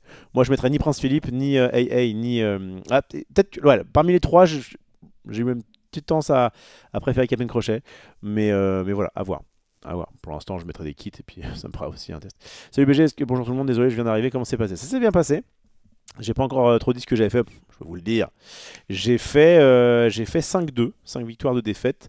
Et, oula, et du coup, j'aurais pu faire top 16. Puisque il y a, je crois, 6 personnes à 5-2 qui sont passées. Mais le problème, c'est que j'ai commencé à perdre assez vite. Je partais de 1-2. J'ai fait lose, 1-1, 1-2. Et là, j'ai dit, bon, bah, je vais quand même évidemment rester pour tester. Et puis finalement, j'ai tout gagné après. Mais voilà, malheureusement, je m'arrête aux portes du top 16. Mais voilà, en tout cas, 5-2, ça reste un très bon résultat. Petit coup qui a fait 4-3, ce qui est pas mal non plus. En plus, c'était la première fois qu'il a joué le deck.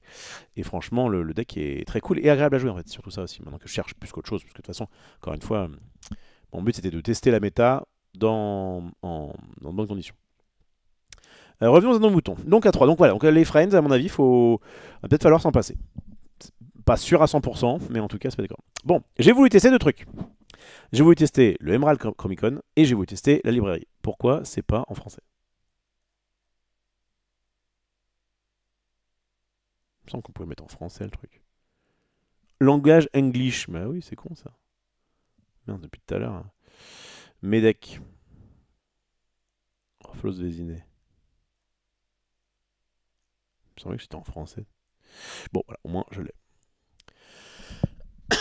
Donc, j'en étais où? Oui, alors, il faut juste que je retrie par.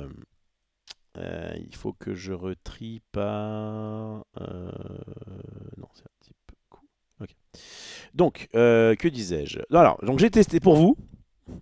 C'est pour vous que j'ai fait ça. Le Chromicon d'Emeraude. Durant le tour de vos adversaires, chaque fois qu'un de vos personnages est banni, vous pouvez choisir un personnage et envoyer dans la main de son propriétaire. Je sais que parfois, ça peut faire des merveilles. Le problème, c'est parfois. C'est-à-dire que c'est une carte qui m'a pas été d'un secours fou et qui a même manqué de me faire perdre des games parce que j'avais besoin d'autre chose. À un moment donné, je crois que je suis à 18 ou à 19. Et il me faut n'importe quelle bête pour pouvoir dire allez, au prochain tour, je peux gagner. Et je pioche ça, j'ai fait la gueule, quoi. Je crois que j'ai réussi à la win, mais c'était vraiment pas facile. Merci beaucoup, Ultera, pour le prime, ça fait plaisir. Et salut à Dame Dou. Bonsoir Rob, bonsoir à chat, première fois sur le live, ça change de YouTube. Bah, bienvenue à toi.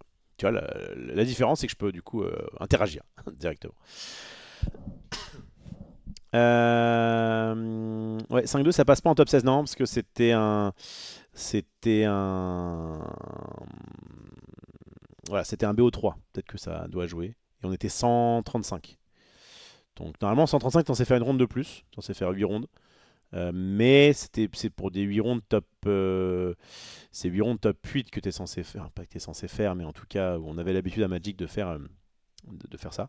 Et là, du coup, c'était un 7 rondes top 16. Et malheureusement, c'est pas passé. Bon, j'ai fait. En fait, là où je m'en. Là où c'est pas. Enfin, déjà, je suis content que j'ai quand même fait une bonne perf. C'est le principal. Et en plus, c'est pas comme si j'étais 17ème ou même 20ème. Je crois que j'ai fait 28ème, je crois. Et que il y avait des 5-2 jusqu'au 30, 31, je crois, quelque chose comme ça. 32. Je devais être dans le dernier carré, quoi, des. Attends, je vais vérifier. Ronde 7. Sitting. Merde, je sais pas. Your matches, all matches. C'est un peu le foutu, ça. Pourquoi je peux faire ronde 7 standing? Allez, fait de la ronde 7. Voilà. Allez, fait de la ronde 7. Qu'est-ce qu'il y avait? Qu'est-ce qu'il y avait? Le dernier 5-2 était à 30, 31ème. Et moi, j'étais 28ème. Vous voyez, j'étais quand même loin du cut. Mais c'est vrai que bah, du coup, j'ai le même nombre de points que. Alors, attends, ça a commencé au 10ème. 10, 11, 12, 13, 14, 15, 16. J'ai mal compté. Du coup, il y a 7 personnes qui sont à 5-2 et qui sont passées. Donc, bon. Mais voilà, c'est la vie. En vrai, franchement, quand tu me parles de 1-2, t'es en mode, ok, la perf est pas mauvaise et c'est déjà pas mal. Je vous laisse, je veux suivre. NRCU, je reviens après. Ça marche. TOBG. GG pour les scores, être full-time, créateur de contenu, multi-TCG, faire des belles perfs, c'est magnifique. Oui, ouais, je suis content parce que c'est, encore une fois, c'est pas forcément évident de faire plein de TCG à la fois. Je ne passe pas mon temps à me buter sur des sites ou quoi, et donc non, je suis content. Pas la même résistance, exactement. Bien, je reviens du coup à. C'est où? Bah non, j'y suis con. Donc, Romicon, je le déconseille. Voilà, je le déconseille, c'est une carte non ancrable, on a autre chose à foutre. Ça peut, encore une fois, ça peut être bien, ça peut être mauvais, mais c'est non ancrable. Et bref, je pense pas que ce soit très relevant. Et la bibliothèque, c'est plus intéressant parce que bah déjà, c'est ancrable. J'en avais testé 3, et on sait que voilà, la bibliothèque, ça peut être cool. Moi, je me suis dit, bah, puisqu'on joue des Diablo, puisqu'on joue des Tchernabog, ça peut être cool de jouer bibliothèque. C'est pas déconnant. Pas déconnant. Je préfère jouer bibliothèque que Chromicon. En revanche, c'est pas forcément très relevant, encore une fois. C'est pas forcément très intéressant. Je crois que ce qu'Artabax a compris avant moi, ce qu'il a quand même testé, je pense, 2-3 fois, c'est que comme on est plus aggro, je sais pas comment dire, comme on va finir plus vite parce qu'il y a notamment les gogos, les machins, les trucs, etc., ça va moins être une bataille de tranchées, quoi. Et la bibliothèque, c'est bien dans une bataille de tranchées, où tu as un petit peu de temps de pouvoir la setup, où tu vas pouvoir. Voilà. Et en plus, maintenant, enfin, notamment les decks violets jouent pas mal de Merlin et de Mime. Et en fait, tu vas les taper quand même, les bibliothèques, s'il y a besoin. Moi, j'en ai affronté. Donc, c'est pas une mauvaise carte, mais encore une fois, ça m'a pas. C'est un peu win-more, hein, les lieux. C'est un peu. Déjà, il faut être pas trop mal sur le terrain, et là, tu mets un lieu et t'es mieux. Mais bon, moi je préfère les cartes où même quand t'es pas trop mal, tu peux éventuellement revenir. Donc pareil, je suis pas forcément très convaincu. Petit quick, on lui en avait pas mis et je pense que ça lui a pas manqué. Et Artavax du coup n'en jouait pas puisqu'il jouait donc comme je vous le disais que des personnages. Voilà. Donc j'ai testé les trucs à 3. J'en suis pas très convaincu. La prochaine fois, je pense que je testerai 3 ou 4 kits, histoire de voir un peu ce que ça vaut. Et je pense qu'effectivement, ça doit être plus. C'est ça, quitte quand t'es un peu dans la merde, notamment au départ, ça peut t'aider. Alors que la bibliothèque, tu vas l'ancrer, c'est vraiment pour les fins de partie. Donc bon, je suis pas. Quel héros celui-là? Ah, arrête. Salut à Petit Quick. Oh, Marie Grandjeu qui m'envoie. Marie Grandjeu qui m'envoie à minuit 7. Tu dors pour interrogation? Non. Tu as besoin de moi?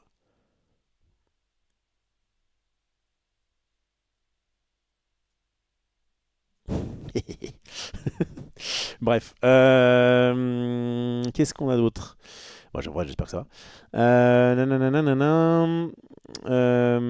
C'était quoi les decks du top 3? On va en parler après. Chromicon, ça a l'air d'être une sacrée wincon contre Steelsong. Bah. Je sais pas. En fait, moi, j'ai joué contre le. En fait, comme t'en joues qu'une parce que c'est non ancrable, bah, tu vas pas forcément l'avoir dans tes match-ups quand on en a besoin.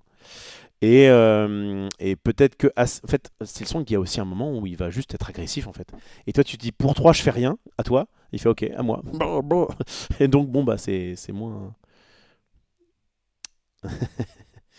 Bref. Bref, bref, bref. Je reviens du coup à ma curve à 4, parce que je crois que j'avais à peu près fini. Ma curve à 4, donc on a 4 génies, donc ça c'est effectivement très bien. Donc, en fait, en plus, bon, moi il se trouvait que j'en avais que 4. Petit quick, il lui en manquait un, donc on a fait 3-3. En fait, c'est pas pour ça, mais c'est plutôt parce que je me disais, moi voilà, je voulais tester Isma. Donc, comme ça, vous aurez mon ressenti sur Isma. Mais avant toute chose, voilà, mettez 4 génies. Mettez 4 génies, c'est beaucoup trop fort. Là, on a fait un 3-4-2, c'est pas trop déconnant. Je pense que. Excusez-moi. Artabax était un petit peu violent en mettant 4-3-4. Je pense que je ferais. Non, c'est quoi? Non, 4-3. 4-4-3, bon, vous l'avez. Je pense que je ferai un 4-4-2, voilà, comme au foot. Je pense que. Je ferai un 4-4-2. Moi, des fois, ça m'a un peu manqué de draw. J'ai un peu manqué de draw. Et bon, il faut faire attention parce que ça reste quand même immanquable. Mais je pense qu'un petit 4-4-2, ça me semble pas déconnant. Peut-être ouais, un petit génie de plus là dans le deck de Petit Quick. On est sur quelque chose qui me semble pas du tout déconnant. J'ai rien d'autre à ajouter. La curve à 4 est très intéressante parce que voilà, le génie fait trop le taf. Évasif. D'ailleurs, c'est bien d'avoir les merlins pour pouvoir aller choper les autres génies. Vraiment, j'ai hâte de. Enfin, j'ai hâte. Oui, non, mais contre Diablo, ça peut vraiment être très pénible. C'est une carte qui se remplace, elle est très forte. Enfin, je ne tarie pas d'éloge contre cette carte qui est vraiment trop bien. Mais laisser 2 ou 3 lapins, ça me semble pas déconnant. Peut-être plus 2 que 3. Parce que tu veux pas brick. Mais c'est vrai que voilà, avoir un petit lapin en backup, notamment si vous jouez toujours les... Oula. Rien de grave. C'est pour les Board Game Awards. C'est pour les Board Game Awards, pardon.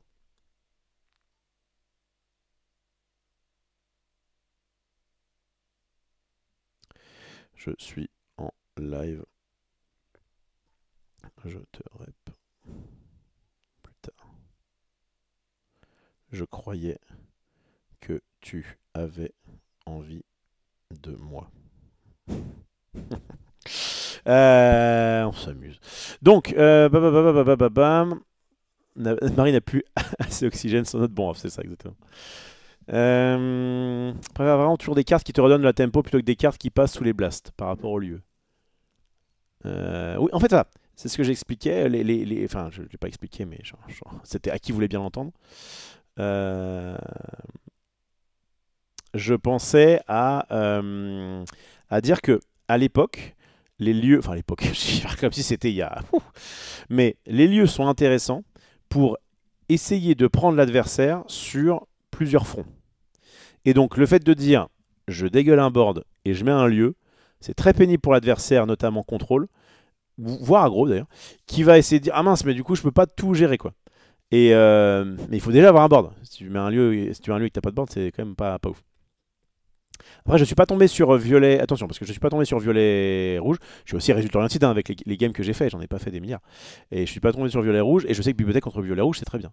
Donc, bon, voilà. Peut-être que c'est pas enterré tout de suite. Mais ce que je sais, c'est que les cartes sont tellement bonnes et notamment remplaçables dans le sens où il y a beaucoup qui font du garde avantage qu'en fait, faire bet, je vais à l'aventure. Au bout d'un moment, je me fais raser le board. Je refais bet, je retourne à l'aventure. Ça suffit comme plan, plutôt que de dire je mets un peu de bête, je mets un peu de lieu. Ouais. C'est ça en tout cas que j'ai surtout pensé à ça quoi. Ok.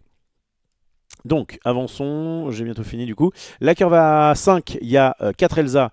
Alors moi j'ai essayé d'en mettre... non, pardon, je ne vous ai pas parlé de Maïsma. Alors je vais d'abord vous parler de Maïsma, parce que ça peut être intéressant. Isma, donc moi c'est une carte que j'avais jouée en avant-première, enfin en paquet scellé, il y a une semaine, que j'avais trouvé extrêmement forte en paquet scellé, c'est complètement con, parce qu'en plus il y a très peu de moyens de la gérer. Et donc la question c'est, bah voilà, elle est... Enfin, par rapport au génie, elle se vaut bien. Elle coûte le même prix mais elle est ancrable, elle l'aura 2. 2-4 versus 2-3, bah, ça se prend pas bagarre, ça peut être même plus intéressant. Et il y a ce côté, on l'engage, si on a moins de 3 cartes en main, piocher jusqu'à avoir 3 cartes en main. Le fait est que c'est lent et que c'est l'un ou l'autre. Et en fait, dans ce jeu, aller chercher 2 de l'or, c'est trop bien.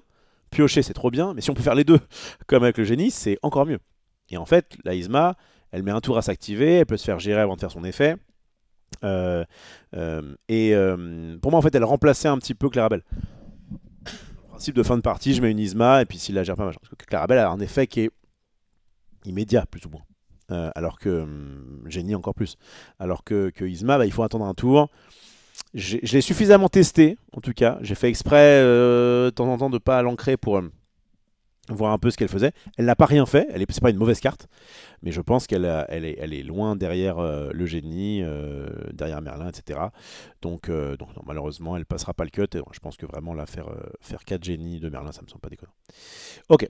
À 4 c'est pareil, à 5 pardon, j'ai voulu tester, donc un petit quick et Ertabax jouaient 4 Elsa et je pense qu'ils sont très contents. Moi j'ai voulu faire 3 Elsa, une Belle, j'en suis plutôt content. Plutôt content. J'ai réussi à choper une Cendrillon avec Belle comment dire, en redirigeant des dégâts, parce que je rappelle que le fait de rediriger les dégâts, enfin de déplacer les dégâts, ça passe sous la résistance, on compte pas la résistance. Ça surprend. Elsa est très bien, mais parfois en avoir 4 c'est peut-être un poil too much, je sais pas. Pour moi c'est soit 3-1, soit 4-1, mais en tout cas c'est avoir une petite Belle, je trouve que ça fait souvent son taf. Ça fait souvent son taf. En plus, on peut avoir éventuellement des Gogo Tomago qui peuvent. Enfin voilà, son côté surprenant est bien. Et en fait, avec notamment.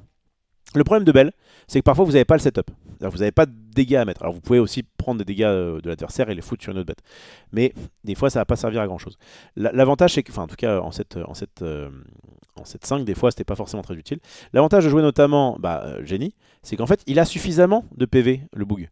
Il est 2-4 et il est insaisissable. Donc on peut très bien dire, je vais chercher, un petit peu comme Elsa, hein, il a un peu les mêmes stats. Je vais chercher une bête, je la tue ou je lui mets des dégâts, et après, pouf, je déplace.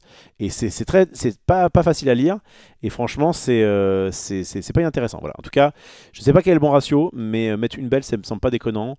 3 ou 4 Elsa, c'est pas mal. C'est vraiment une bonne carte. Hein. Mais c'est vrai qu'elle a... Non, c'est très bien. Moi, je suis contre un aggro, ça m'a aidé.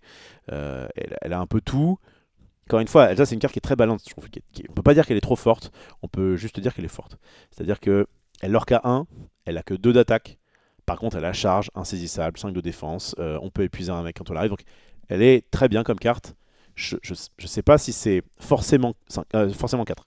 Et Belle peut vraiment, je vous dis, faire des belles choses. Qu'est-ce que ça raconte? Belle, c'est trop bien, je trouve. Tu peux setup potentiellement un truc pour Gogo Tomago. Oui, tout à fait. Tout à fait. Bon, après, il faut 9 de l'or. Hein. D'encre, je veux dire. Pour faire Belle in, tout ça. Ou alors tu fais Belle, je déplace, nan, bon. Mais non, c'est pas une mauvaise carte. Enfin, en tout cas, les fois où je l'ai joué, elle m'a été utile. Pas non plus suffisamment pour que je me dise il faut absolument que j'en mette 3 ou 4. Mais en mettre une ou deux, ça me semble pas déconnant. Et voilà, je pense qu'il y aura une petite guéguerre entre Belle et Elsa. Elsa a gagné la guerre, mais voilà, Belle est pas loin derrière, je pense. Et enfin, alors le fameux, donc soit les Ursula, soit les Clarabelle, mais donc un petit coup qu'on avait mis le package 2-2, parce que donc elle joue les Clarabelle. Donc comme je vous dis, elle en était un peu revenue. Et Ursula, Ursula c'est un peu le truc. Bon, lui il en mettait qu'une seule. Je pense que c'était pour faire peur. Et ou alors sur un malentendu. C'est vrai qu'Ursula, c'est pas le truc qu'on va faire le plus souvent. Mais il faut reconnaître que contre Steelsong, moi ça m'a fait gagner une game contre Steelsong, c'est pas déconnant. Et le fait d'en avoir qu'une seule, soit tu la vois jamais, soit tu... Et en fait, ce que j'aime bien avec Ursula, c'est qu'elle fait peur. En fait, avoir deux Ursula, ça permet de dire j'en ancre une en début de partie, en montrant à mon adversaire que attention, mes Ursula sont pas juste là pour faire des fossés. Et donc ça peut être cool. Donc c'est pas mandatory, je pense. Mais peut-être qu'il pourrait y avoir des versions plus low curve, plus low curve / aggro, peut-être mettre des maléfiques à 1, enfin, des trucs vraiment plus agressifs quoi encore. Ou peut-être des... Ah oui tiens, c'est lui j'aurais bien aimé tester. J'ai pas testé, c'est... je l'appelle Franck, mais comment il s'appelle? Fred. Fred, il y a un joueur qui me l'a joué, c'est pas mauvais hein, mine de rien. Ça prend facilement 3 de l'or pour 1, ce qui est pas du tout déconnant. À tester. Si je devais tester une carte, je vous dis, ce Fred serait peut-être pas... Voilà. Mais en tout cas, si on a un deck plus aggro, on a peut-être moins besoin d'avoir des cartes... Voilà, j'avais déjà cuté, je vous dis, les Clarabelle. Peut-être que cuter les Ursula, c'est bien. En laisser une, ça permet de faire je pense, peur à l'adversaire. En laisser 2, ça me semble pas déconnant. En mettre 3, c'est peut-être un peu too much. Donc ouais, je pense que je serais peut-être entre 2 ou 3.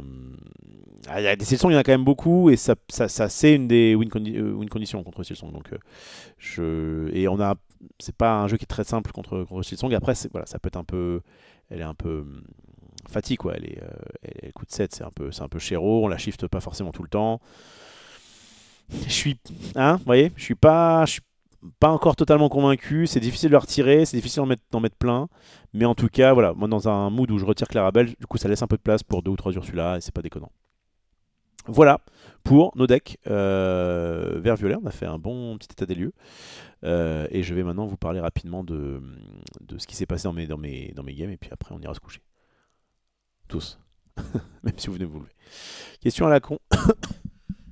J'aime bien le Hades à 6, mais c'est peut-être trop Winmore. À mon avis, ça va être. Ah oui, le 3. Oui, clairement.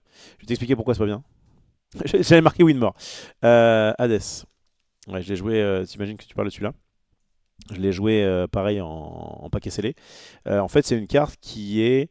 Oui, il y a marqué un Winmore sur la carte. Ça veut dire que si tu es déjà dans une phase où tu as suffisamment de bêtes pour pouvoir être bien en termes de lore, t'as pas besoin de ça. Et si jamais tu l'as, que t'es derrière, tu fais vraiment la gueule. Voilà, 3-4, ça se prend Medusa, ça se prend quasiment tous les blasts, c'est pas très intéressant. C'est non ancrable. Voilà. Je pense que ça avait été ancrable, on aurait peut-être pu discuter, mais là, on a autre chose à faire.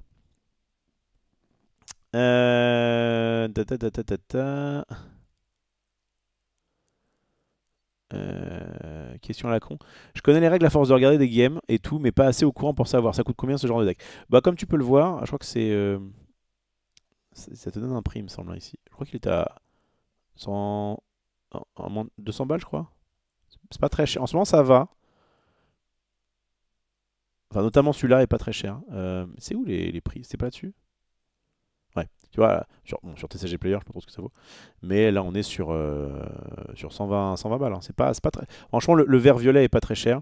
Et en plus, si tu cut les Clarabelle et voir éventuellement Ursula, il coûte plus grand chose dans le deck, hein. Il y a beaucoup, tu vois, là, ici, ce sont les raretés. Communes, c'est ça. Unco, rare. Donc, ça, tu sais que déjà. Bon, en tout cas, les communes et Unco, c'est gratuit quasiment. Les rares, ça dépend. Effectivement, je pense que le Génie, Gogo Tomago vont commencer à coûter. Notamment Génie, parce que même si elle est très impressionnante, elle va dans plus de jeux. Le Génie va dans plus de jeux. Tout ce qui joue violet maintenant, je pense, va jouer des génies. Donc je pense que c'est la meilleure carte du set. Avec tu peux la jouer donc en vert, tu peux la jouer en gris, tu peux la jouer en rouge. Violet-bleu, est-ce que ça marchera un jour? Je sais pas. Et qu'est-ce qui manque comme truc? Et violet-jaune. En vrai, un violet-jaune hyper aggro avec des génies, ça me semble pas du tout déconnant. Moi, si je pouvais en avoir plus, je pense que j'en filerais à. Si Marie la veut faire de temps en temps des tournois à l'Orcana. Avoir 4 génies dans son deck hyper aggro, c'est. Je préfère ça au Merlin en fait, tout simplement. Il va au bout. Et en fait, en plus, c'est pas trop un jeu où tu avais envie de. Après, c'est non ancrable. Faire attention. Faut faire attention. Je pense que déjà dans le deck de hyper aggro, tu vas mettre les 4 The White Rose. Tu remplaces les balais par les Diablos. Là, tu vas juste bêtement à l'aventure et si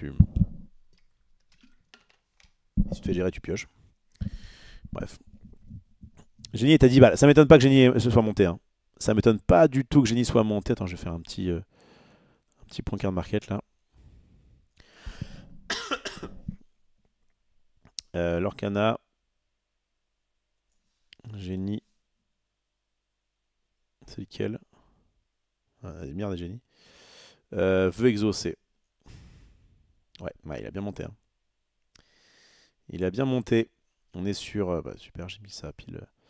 On est sur pas loin de 8 balles. En vrai, ça me semble pas déconnant que ça monte à 10 balles. D'autant plus. Alors, ça peut peut-être rebaisser. Vous voyez la courbe? Ça peut être 4 à presque 10. Même plus là. Bon, là, c'est en français, hein. Vous pouvez l'avoir pour moins cher en anglais, j'imagine. Ou en allemand, ou bref. Mais ça, je pense que c'est vraiment le nouveau. Ouais, le nouveau lapin. Genie is the new rabbit. Voilà. Et pourquoi je dis que c'est bien? Oui, ça pourra peut-être rebaisser parce qu'en fait, là, actuellement, des gens en ont besoin pour faire des decks pour le championnat d'Europe ou pour des différents trucs comme ça. Mais après, peut-être que ça rebaissera parce que ça reste une rare. Et en fait, on est dans une édition où, je vous le dis, les, comment, les super rares et les enchantés valent pas grand chose. Ceci dit, puisque les super rares et les enchantés valent pas grand chose, en tout cas en termes de compétitivité jusqu'à maintenant, il y a des chances que les gens n'ouvrent pas trop. Et du coup, s'ils en ouvrent pas trop, alors les cartes en réalité vaudront plus cher. Donc, je sais pas si je vous conseillerais d'avoir. Je pense qu'un carré à 8 balles pièce, je pense que c'est worth. Bah, en fait, c'est pas compliqué. Si vous voulez faire des tournois là tout de suite, allez-y. Si maintenant vous n'êtes pas pressé, peut-être que ça vaut le coup d'attendre. Je sais pas. Je suis pas spéculateur, hein, franchement. Je dis juste que c'est une excellente carte. Voilà. Tout ce que je peux vous dire. Voilà. Hop. 8 euros, j'en ai vendu 3 aujourd'hui, ça m'étonne pas. 8 euros, c'est pas mal, hein. Si vous en avez à vendre à 8-10 balles, pour une rare, c'est cool, hein. Mais moi, en 4, non, 2 cases, donc 8 displays, on en a eu 4 piles. Alors, on aurait pu en avoir plus, hein, c'est le ratio juste, mais c'est pas non plus évident quoi, d'avoir une rare, alors qu'Anna, c'est une rare bien précise, en ouvrant des boosters, c'est pas simple. Il n'a pas bougé depuis la sortie du 7. Voilà, je le vois un peu moins cher avant. C'est aussi un personnage plus mythique que Gogo. Oui, ça aussi. T'as raison, ça peut peut-être jouer. Mimona était à 7 euros il n'y a pas si longtemps, donc je suis pas étonné de voir ce jeu à ce prix. Ouais, tout à fait.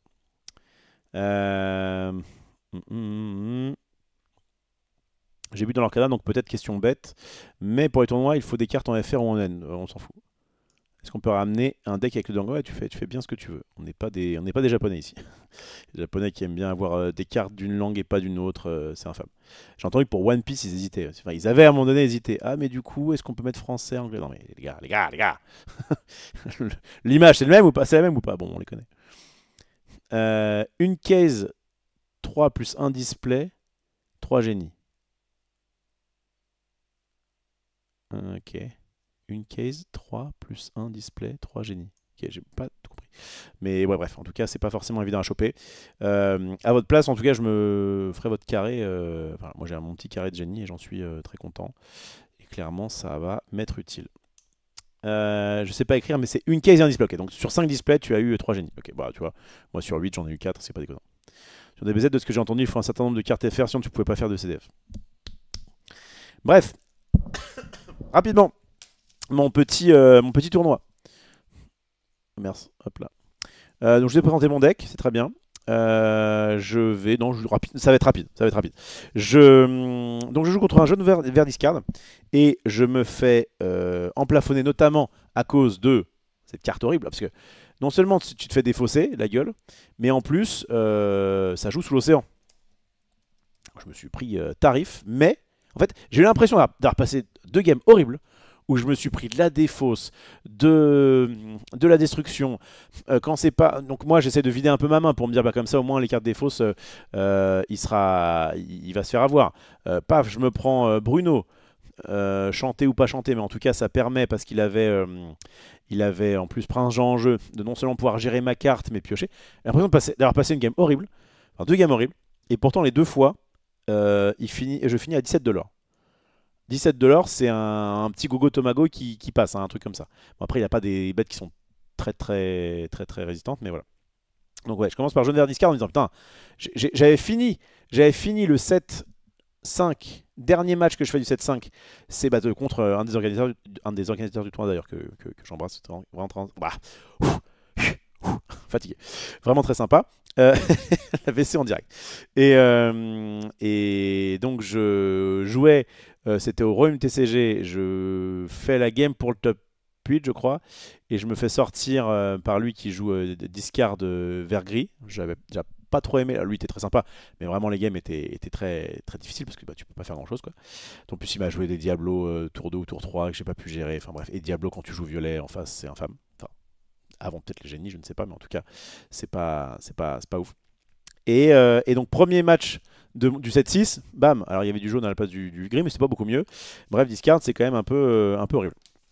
Ok, ensuite, alors, big up s'il me voit, mais je tombe en round 2 contre un rouge-gris à base de Mulan, mais la Mulan 3-6 pour 4. Quoi. Enfin, en gros, il avait fait un deck avec les cartes qu'il a eues dans un display. Il s'est même excusé de ça, et j'étais en mode mais trop bien, t'es venu à un tournoi qui en plus, il y a quand même pas mal de brutasses, et juste t'as fait un deck avec ce que t'avais quoi, en vrai, GG à toi. Bon, il se trouve que ça s'est bien passé pour moi. Mais en tout cas, non, c'est bien. Enfin, moi, je vous encourage. Enfin, j'aimais bien sa philosophie qui était de dire, je sais que je vais me faire éclater. Je veux juste. J'avais envie de jouer à un jeu. J'ai acheté un display. J'ai fait un deck avec ce que j'avais et je vais apprendre. Bah, c'est nickel. Big up à lui. En troisième game, donc violet-vert, donc un miroir. Assez fort. C'était très serré, hein, puisque je vois que la première game, c'est lui qui gagne, alors que je suis à 19 de l'or. La deuxième game, c'est moi qui gagne, alors qu'il est à 19 de l'or. On est sur ça. Et par contre, la troisième game, elle a dû bien se passer, je m'en souviens plus trop, mais il est à 6 de l'or quand je. Non. Ah non, il gagne. Non, c'est moi qui me fais défoncer. Excusez-moi. Je me suis fait battre Je me suis fait battre par miroir, ça. Parce que j'étais à 1-2.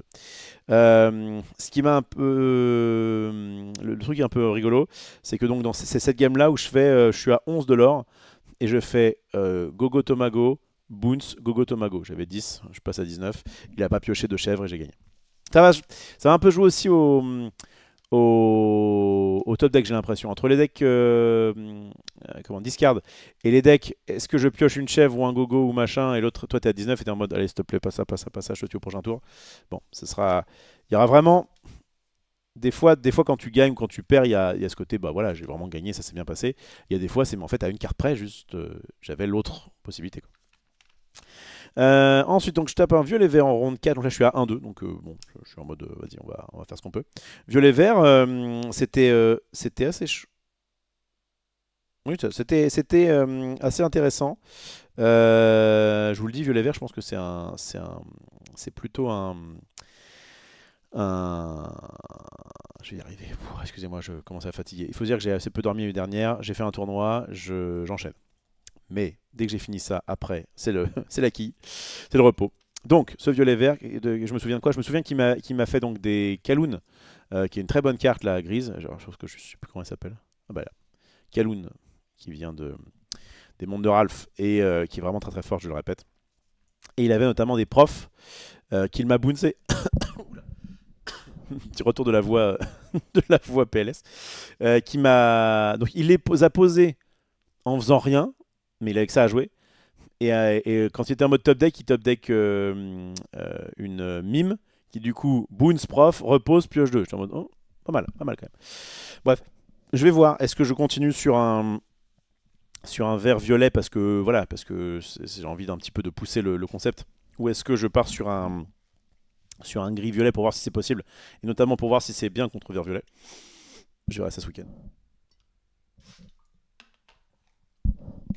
Ok, donc là je suis à 2-2. Ensuite, je tape un violet-bleu bizarre, un violet-bleu aggro, avec, comme je vous le disais, le frère de Hiro, là, bon, j'ai plus le nom, qui est 2-2 pour 3, qui leur a 2, et qui dit que quand il meurt pendant le tour adverse, tu le fous dans la zone en encre, et en plus tu rajoutes une encre. Donc voilà. Mais bon, c'était un peu particulier. 6, je suis contre un bleu-gris. Pas forcément évident, mais ça s'est plutôt bien passé. Est-ce que je me rappelle de quelque chose en particulier?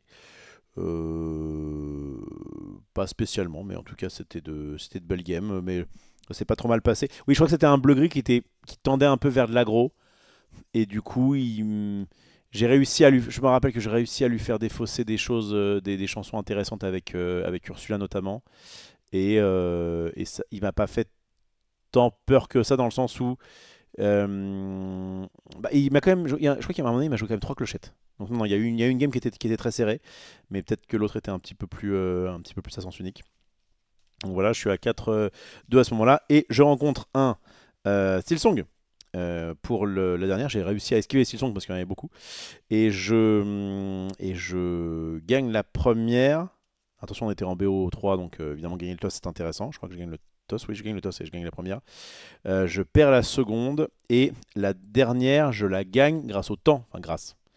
On avait 55 minutes, ça se jouait donc à la mort subite dans les rondes. Et je finis à 19 de l'or, et je pioche pas forcément ce qu'il faut, ce qui fait que Alors on a regardé, c'était pas forcément sûr, mais il y avait quand même des chances qu'il puisse revenir si on avait eu le temps qu'il faut. Mais il se trouve que du coup on a fini, on a regardé, bah, j'étais à 19, lui il était à, je sais plus, 14 de l'or je crois. Et du coup je l'emporte, mais donc malheureusement comme je le disais, je n'ai pas réussi à atteindre les portes du top 16. Mais voilà, 28e, enfin faire 5-2 sur un tournoi comme ça avec quand même pas mal de niveaux. Même si j'ai pas rencontré que des gens à haut niveau, hein, je vais pas m'en mentir, surtout que voilà, forcément en passant à 1-2, on arrive sur des decks qui sont pas forcément très très forts. Et dans le top, alors de ce que j'ai pu relever, j'ai fait des petites photos, mais il m'en manque une ou deux, donc on sait pas très. Voilà, on verra ça demain si les résultats sont là ou peut-être ouais, dans la semaine. Je reviendrai un petit peu sur les résultats de ce week-end, parce qu'en plus j'imagine qu'il n'y a pas que au Vésinet où il y a eu des tournois. Donc on viendra un petit peu, on fera un petit point méta, j'imagine, dans la semaine. Il y avait 7 donc bleu-rouge, de ce que j'ai pu voir. Il y avait 5 ou 6, non, 4 ou 5 violet-vert, 2 Silsong et violet. En fait, il y a une main, en fait, j'ai photographié juste les mains des joueurs. Et il y a une main, je vois que du violet. Donc je sais pas si c'est du vert-violet ou du violet-rouge. Voilà. Et il me manque un deck. Donc vous voyez, c'est pas forcément. C'est Jean-Michel à peu près. Mais dans le top 16, il y avait quand même en majorité du bleu-rouge, puis du violet-vert, puis du Silsong, puis du violet-rouge. Donc on est quand même sur une méta qui est sensiblement la même que la méta d'avant, mais qui je trouve est plus. Bah, là, il n'y a pas eu de discard pour l'instant. On verra si ça marche ou pas. J'espère pas, parce que franchement, c'est pas très intéressant. Je trouve ni à affronter ni à jouer. Mais avec des cartes nouvelles. Voilà. Moi, ça me dérange pas que les archétypes se renouvellent pas forcément. C'est pas très grave. Tant qu'on s'amuse à jouer nos cartes et tant que ce soit équilibré et qu'on joue de nouvelles cartes à chaque édition. Et là, c'est le cas pour tout ce dont je vous ai parlé. Voilà. Et alors, rapidement, qui a gagné? Eh bien, il y a eu un duel au sommet. Mouche contre une certaine Hélène. J'ai plus son nom. Si Badger. Wise Badger. Désolé si je l'écorche. Une fille qui est arrivée finale d'un tournoi qui était vraiment très, très corsé, c'est très très bien. Elle jouait bleu-rouge et elle s'est inclinée face à Mouche qui nous a fait des sorties exceptionnelles à base de Gogo Tomago qui va prendre, je crois, 4 ou 5 de l'or d'un coup. Bref, c'est complètement débile, je le répète. On verra si après les gens commencent à s'adapter. Évidemment, c'est le tout début de la méta, mais c'était en tout cas très intéressant, encore une fois très bien organisé. Bref, voilà, j'étais content de ma journée, de manière générale. Le repos, t'as quand même une grosse journée qui t'attend demain, c'est vrai. Ouais, elle le sait. Demain, je vois mon père le midi. J'ai un call pour des choses un peu privées de l'Orcana machin. J'ai aussi un call pour mon jeu de foot puisque il avance. On m'a demandé aujourd'hui. Alors ça avance, ouais, ça avance. On est en train de faire les cartes là. Et je pense qu'on va vous faire un truc un peu cool qu'on pourra vous présenter normalement au Festival de Cannes ou avant peut-être en vidéo. Bien. Donc c'est bien Violet-Vert qui a win, tout à fait. Tout à fait. Salut Rafi Kerchop qu'on embrasse. Rafi Kerchop qui était un de mes anciens collègues à Magic Bazaar, avant que ça s'appelle Play-in. C'est d'ailleurs un des fondateurs de Magic Bazaar. Et qui, je crois, s'est incliné face à Mouche en demi-finale. Il jouait Silsong. Il a réussi à aller jusqu'en demi-finale avec un Silsong. Il y avait quand même, Silsong, c'est quand même très, très fort. Moi, le Silsong que j'ai affronté dans les rondes, il m'a fait une sortie un peu fat à la 2. C'est difficile. Hein. Sur le play, c'est difficile. C'est quand même difficile. Est-ce que j'ai une deadline pour monter CG? Ouais, la deadline, c'est que le 15 décembre, normalement, on doit avoir rendu suffisamment de cartes pour pouvoir faire des préconstruits, pour pouvoir les avoir en prototype à Cannes. Maintenant, voilà. En fait, j'ai une deadline de prototype. J'ai pas une deadline de jeu. Mais on aimerait bien que ça sorte. Il y a des chances, voilà, je vous balance comme ça, je sais pas si ça sera le cas, mais qu'on sorte un Kickstarter pour la fin de l'année 2025. J'aimerais bien. Bref.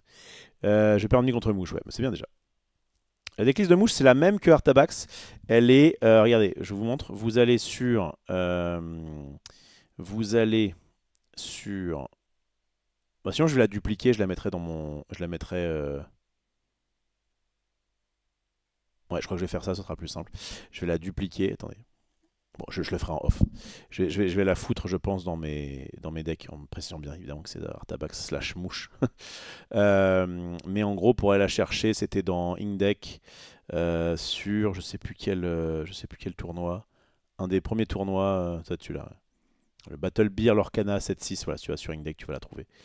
Et je pense qu'elle est pas mal, mais il y a des petites. Voilà, comme je vais pas vous refaire l'émission, mais je pense qu'il y a des petites choses à améliorer. Je serais curieux de savoir ce qu'ils pensent vraiment de Clarabelle maintenant, de Gazelle, de Peter Pan, de une Ursula, de Clarabelle. Voilà, bon, il y a des petites choses à voir, je pense. Il faut encore travailler, à mon avis, la liste, mais en tout cas, elle a bien perfait aujourd'hui.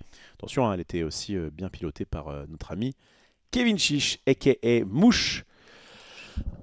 Ah, merci, parfait, là, ça l'a mis dans le chat. Vous pensez que c'est mieux de faire un violet-jaune comme premier deck ou un bleu-rouge, c'est bien aussi? Bah, comme premier deck, si tu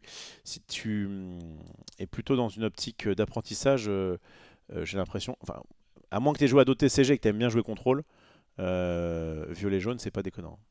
Enfin, enfin, c'est ce que je donne à Marie. Et en plus, je pense que violet-jaune, là, je vous le dis, hein, avec Diablo, avec éventuellement le Jenny et White Rose, il y a vraiment moyen, je pense, de faire un truc qui marche bien. Le problème, c'est que violet-jaune, tu vas pas forcément être très fort contre. Encore que, sur une bonne sortie, c'est pas non plus un deck qui gère énormément. C'est pas. En tout cas, t'es bien contre. T'es pas trop mal contre bleu-rouge. Ce qui est déjà pas mal. Je suis pas sûr qu'en bleu-rouge pour un premier deck, tu t'amuses beaucoup. Et voilà. Le deck est très fort mais demande une bonne connaissance des decks adverses et peut être très très stressant, surtout pour un nouveau joueur. De l'adversaire monter vite en lore avant de pouvoir reprendre le dessus. Oui, c'est pas un... Je l'ai conseillé pendant un moment où je me moquais un petit peu en disant que c'était un peu le deck, le contrôle du débutant. Parce qu'on pouvait faire des petites erreurs, parce que c'était peut-être voilà, c'était plus simple peut-être de jouer à l'époque. Maintenant c'est peut-être un peu plus difficile, je sais pas. Peut-être que je suis biaisé là-dessus. Mais en tout cas là. Il a rajouté Clarabelle pour mieux tenir violet-rouge, qui est plus dur que ce qu'on dit sur la draw. Oui, c'est pas évident forcément violet-rouge, mais je pense que dans ce cas-là, peut-être que je mettrais plus des bibliothèques que des Clarabelle. Et puis t'es bien pour gérer les objets, mais il n'y en a plus beaucoup et c'est pas très game changer, je trouve, de gérer. Enfin, ça va dépendre évidemment, mais. J'ai beaucoup de Hearthstone en légende, donc je suis pas perdu sur Arcana, ok, très bien. Bonsoir, le plutôt gris du nouveau set est bon dans un style song. Eh ben, figure-toi que j'ai posé la question à un joueur de style song qui m'a dit que oui, clairement, ce plutôt était vraiment très bien. On l'a vu dans pas mal de listes. C'est un petit peu le new. Je sais plus le nom de celui à 3 qui a le même effet. Lorenz. Donc c'est 1-5 rempart pour 4, mais en fait il est 5-5 puisque ton personnage n'a aucun dommage sur lui, il gagne plus 4 de force. Et il paraît qu'il est très bien. Je ne sais pas à quel point, parce que je ne suis pas un joueur de Silsong. Mais il m'a dit notamment contre le miroir, ça peut vraiment, vraiment être très, très relou. Après, il se prend flat un Zeus.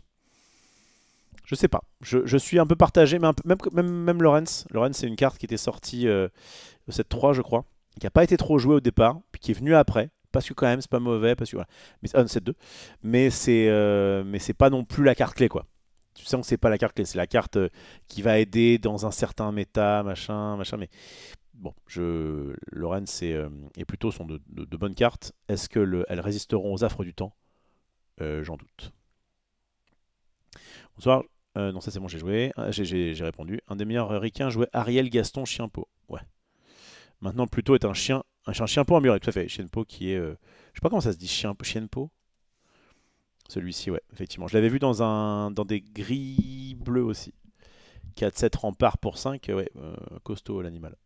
Qui en plus résiste à Medusa, notamment. Plutôt est un chien, c'est vrai.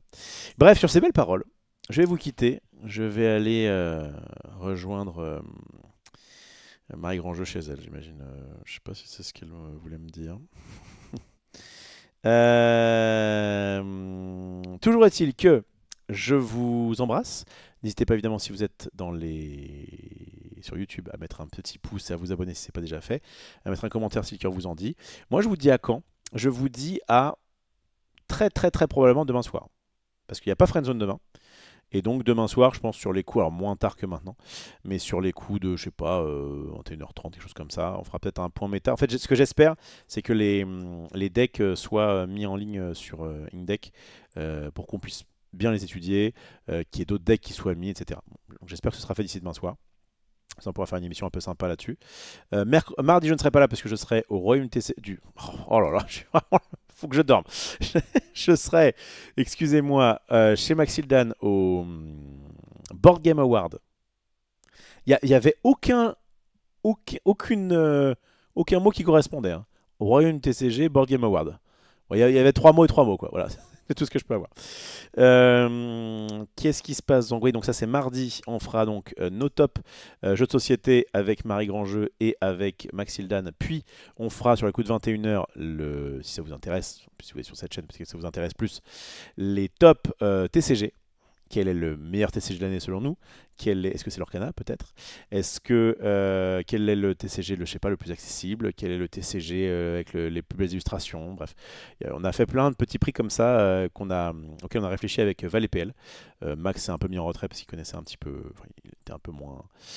Bah, moi je me suis mis un peu en retrait des top jeux de société pour cette année, et Max un peu en retrait des top TCG. Mais en tout cas, voilà, il y aura donc les amis Val et PL qui seront là. Je rappelle que c'est avec eux et avec Petit Quick qui est dans le chat et que j'embrasse, que je serai au cast du championnat d'Europe les 7 et 8 décembre sur la chaîne Disney Lorcana EU. Voilà, j'aurai bien l'occasion de vous en reparler. Voilà, donc ça c'est pour mardi. Donc mardi, on finira trop tard. Et mercredi, voilà, si le cœur m'en dit, je serai là. J'essaye d'être parmi vous. 2-3 fois par semaine, autant que faire se peut, pour parler TCG. Bon là c'était très très orienté l'Orcana évidemment, ça vient de sortir, il y a des gros tournois, forcément ça me titille, mais comme on l'a dit notamment dans cette émission, il y a les Planetary Qualifiers de Star Wars qui ont été annoncés, que j'aimerais bien voir un peu où ça, est-ce que je vais y aller ou pas. Alors bon, c'est de ce que j'ai compris, celui de Plane est déjà complet. C'est peut-être pas impossible qu'ils remettent des places, bref on va voir. Allez, je vous fais des gros bisous et je vous dis normalement à demain soir. Ciao ciao. Bye bye.